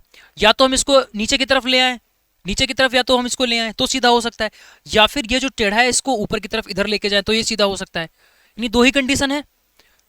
तो इधर देखो साउथ है और इधर देखो वेस्ट है, तो इसके बीच में क्या हो जाएगा? South west. इसके बीच में क्या हो जाएगा? साउथ वेस्ट, यानी कि डी वाला जो ऑप्शन है वो आपका करेक्ट हो गया। चलिए आगे देखते हैं, अगले क्वेश्चन पर आते हैं। अगला क्वेश्चन दे रखा है, रोहन जो है 15 किलोमीटर उत्तर की ओर चलता है। चलो, 15 किलोमीटर उत्तर की ओर चलता है। अच्छा, जब भी हमारे पास देखो यहां पर किलोमीटर दे रखा है, लेकिन लास्ट में आप देखिए बोल रहा है प्रारंभिक स्थान से किस दिशा में है। लास्ट में सिर्फ और सिर्फ दिशा दे रखा है, लास्ट में दिशा ही पूछ रहा है। तो अगर आप इसमें ग्राफ नहीं भी बनाते हो तब भी आपका काम चल जाएगा, क्योंकि ये सिर्फ यहां पर क्या बोल रहा है, यहां पर सिर्फ डायरेक्शन बोल रहा है कि आपको डायरेक्शन बतानी है। ठीक है, चलो, लेकिन अगर आप ग्राफ बना लेते हो तो बहुत सारी चीजें और भी हो जाती हैं। अच्छा, ग्राफ अगर आपको नहीं बनाना है तो फिर वो भी चीज सीखनी पड़ेगी, तो इसको ग्राफ से ही कर लेते हैं। 15 किलोमीटर उत्तर की तरफ चल रहा है, यहां से इसने स्टार्ट किया तो 15 किलोमीटर वो ऊपर की तरफ, उत्तर ऊपर होता है ना, ऊपर की तरफ चला, फिर यहां से बाईं ओर मुड़ गया, बाईं ओर मुड़ गया। तो बाईं ओर मुड़ने का मतलब क्या है, वो बाईं तरफ ऐसे जाएगा, ये बाईं तरफ मुड़ गया। 8 किलोमीटर चलता है, चलो उसको 8 किलोमीटर चला देंगे। अब बोल रहा है आगे कि फिर दाईं ओर मुड़ता है, यहां से दाईं ओर, दाईं ओर का मतलब क्या हो जाएगा? क्लॉकवाइज, ऊपर की तरफ, तो ये आपका ऊपर की तरफ चला गया। फिर कितना चल रहा है? 5 किलोमीटर। अब बोल रहा है वो प्रारंभिक बिंदु, यानी यहां से, अब वो यहां से किस दिशा में है, यहां से किस दिशा में है, यानी प्रारंभिक बिंदु से एक एरो चलाओगे फाइनल पोजीशन पर। प्रारंभिक बिंदु से आपको एक एरो चलाना है, यानी इसकी डायरेक्शन आप हमें बताओ, इसकी डायरेक्शन क्या होगी? तो आपने कहा अगर इसको हम सीधा करें, इसको सीधा करने के दो तरीके, या तो इधर सीधा कर दो या तो नीचे को सीधा कर दो। तो जब आप इसको नीचे को सीधा करोगे तो ये वेस्ट डायरेक्शन हो जाएगी, जब आप इसको ऊपर को सीधा करोगे तो ये नॉर्थ डायरेक्शन हो जाएगी। इसके बीच का क्या हो जाएगा? North west. क्या हो जाएगा? नॉर्थ वेस्ट डायरेक्शन है। बात क्लियर है? चलिए नेक्स्ट, अगला क्वेश्चन दे रखा है कि एक व्यक्ति जो है वो उत्तर की तरफ मुख करके खड़ा हुआ है, उत्तर की तरफ मुख करके खड़ा हुआ है और 90 डिग्री दक्षिणावर्त घूमता है, यानी 90 डिग्री जो है वो क्लॉकवाइज घूमता है, और फिर 180 डिग्री एंटी क्लॉकवाइज घूम जाता है। देखो सीधा ध्यान रखना है इसमें, क्लॉकवाइज और एंटी क्लॉकवाइज, इसके बीच का जो है वो आपको डिफरेंस कर लेना है। क्लॉकवाइज और एंटी क्लॉकवाइज के बीच का डिफरेंस कर लेना है, चीजें आसान हो जाएंगी। चलो कितना दे रखा है, 180 एंटी क्लॉकवाइज है और 90 क्लॉकवाइज है। तो पहले तो हम इसको जितना भी दे रखा होगा, सिर्फ यहाँ पर दो बातें लिखी हुई हैं, और भी हो सकता है वो, भाई जैसे वो चलने वाला क्वेश्चन था कि पहले दाएं गया बाएं मुड़ा, फिर बहुत बार इधर उधर मुड़ सकता है, वैसे ही यहाँ पर भी वो अपनी जगह पर बहुत बार घूम सकता है, बहुत डेटा दिया जा सकता है। तो हम क्या करेंगे, पहले क्लॉकवाइज क्लॉकवाइज सारे जोड़ लेंगे, एंटी क्लॉकवाइज सारे जोड़ लेंगे। ठीक है, मतलब पहले हम क्लॉकवाइज जितने भी होंगे उस सारे के सारे जो है वो जोड़ लेंगे, पूरा एक बड़ा सा क्लॉकवाइज बना लेंगे, और इधर जो है जितने भी एंटी क्लॉकवाइज जितना टर्न दे रखा होगा उन सभी को जो है जोड़ लेंगे। ठीक है, अब उसके बाद में जो भी आपका क्लॉकवाइज आएगा, जो भी एंटी क्लॉकवाइज आएगा, उसके बीच का अंतर ले लेंगे। समझ में हो गया भाई? क्लॉकवाइज वाला अपनी कम्युनिटी का एक बनाएगा, उसको बड़ा करेगा, एंटी क्लॉकवाइज वाला अपनी कम्युनिटी को बड़ा करेगा, फिर उन दोनों के बीच का फिर मुकाबला होगा, दोनों में लीडर्स के बीच में मुकाबला होगा। यहाँ पर सिर्फ दो ही लोग हैं तो सीधा हम इसको घटा देंगे, तो हम 90, देखो बड़ा कौन है, एंटी क्लॉकवाइज, तो आंसर भी आपका एंटी क्लॉकवाइज होगा। इतना कर लिया। अब क्वेश्चन को समझो क्या बोल रहा था।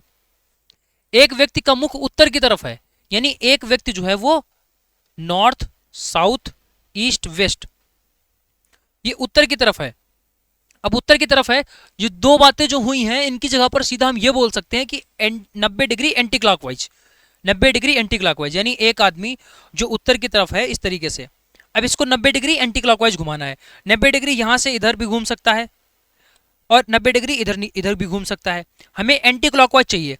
अगर क्लॉकवाइज बोलता तो हम घड़ी की सुई की दिशा में यानी आगे की तरफ घूमते, लेकिन एंटी क्लॉकवाइज बोल रहा है तो हम इसको पीछे की तरफ मूव करवाएंगे, और जैसे ही ये सुई पीछे की तरफ ऐसे आएगी तो ये कौन सी डायरेक्शन बन जा रही है, वेस्ट डायरेक्शन बन जा रही है, वेस्ट, यानी कि बी वाला जो ऑप्शन है वो यहाँ पर हो जाता है करेक्ट। और इसी के साथ ही आपका कंप्लीट जो होता है क्लास। कैसी लगी क्लास कमेंट करके जरूर बताइएगा। कुछ क्वेश्चंस हमने आपसे पूछे हैं, उन क्वेश्चंस का जो आंसर है वो जरूर बताइएगा। इसके अलावा जाते जाते हम आपको एक बार फिर से बता दें कि अगर आपका नॉन टेक्निकल सेक्शन जो है वो वीक है और पैरामेडिकल के लिए आप बहुत ज़्यादा परेशान हो चुके हो अपने नॉन टेक्निकल कंटेंट के लिए, जो कि कम ही देखने को मिलता है हर जगह, तो उसके लिए बेस्ट बैच आपके पास आ चुका है, जहां पर हम GS, computer, maths, reasoning, Hindi सब कुछ डिस्कस करने वाले हैं। ये कंप्लीट बैच आपको सिर्फ इस प्राइस रेंज पर मिल जाएगा। प्ले स्टोर पर जाइए, एजुकेशन मसाला एप्लीकेशन को डाउनलोड करिए, जहां से ये क्लासेस आपको मिल जाएंगी। क्लासेस के साथ साथ में आपको क्लास नोट्स पीडीएफ भी होंगे, डेली प्रैक्टिस सेट्स भी दिए जाएंगे और आपका रिवीजन भी करवाया जाएगा। ठीक है, बाइलिंगुअल पूरा सब कुछ रहने वाला है। और क्लास जैसा कि आप यहाँ पर देख पा रहे होंगे, इतनी शानदार तरीके से हम क्लास आपको प्रोवाइड करते हैं, और उसी तरीके से उससे कहीं अच्छा आपको कंटेंट बैच में भी देखने को मिलेगा। यही नहीं, जीएस में भी आपने देखा होगा कि प्रिंटेबल नोट्स आपको इस तरीके के प्रोवाइड करे जा रहे हैं। ठीक है, तो जरूर से इसमें जुड़ जाइएगा। इसके अलावा अगर हम लोग बात करते हैं कि अगर आप लैब टेक्नीशियन के स्टूडेंट हो तो आप हमारे सिलेक्शन बैच से जुड़ सकते हो। लैब टेक्नीशियन वालों के लिए यहाँ पर टेक्निकल बैच और नॉन टेक्निकल बैच दोनों प्रोवाइड किए गए हैं टेस्ट सीरीज के साथ में। क्लास नोट पीडीएफ में डाउनलोड करने का ऑप्शन भी दिया गया है। ये सब कुछ आपको हमारे इसी सिलेक्शन बैच में मिल जाएगा। इतना प्राइस आपको कहीं पर भी नहीं मिल पाएगा, और जो ये कंटेंट है ये तो आपको कहीं मिल ही नहीं सकता। तो देर मत करो, अभी इसमें ज्वाइन कर लो, अभी आपके पास में टाइम है। यूपी में भी वैकेंसीज आने वाली है। मिलते हैं नई क्लास में, तब तक के लिए जय हिंद।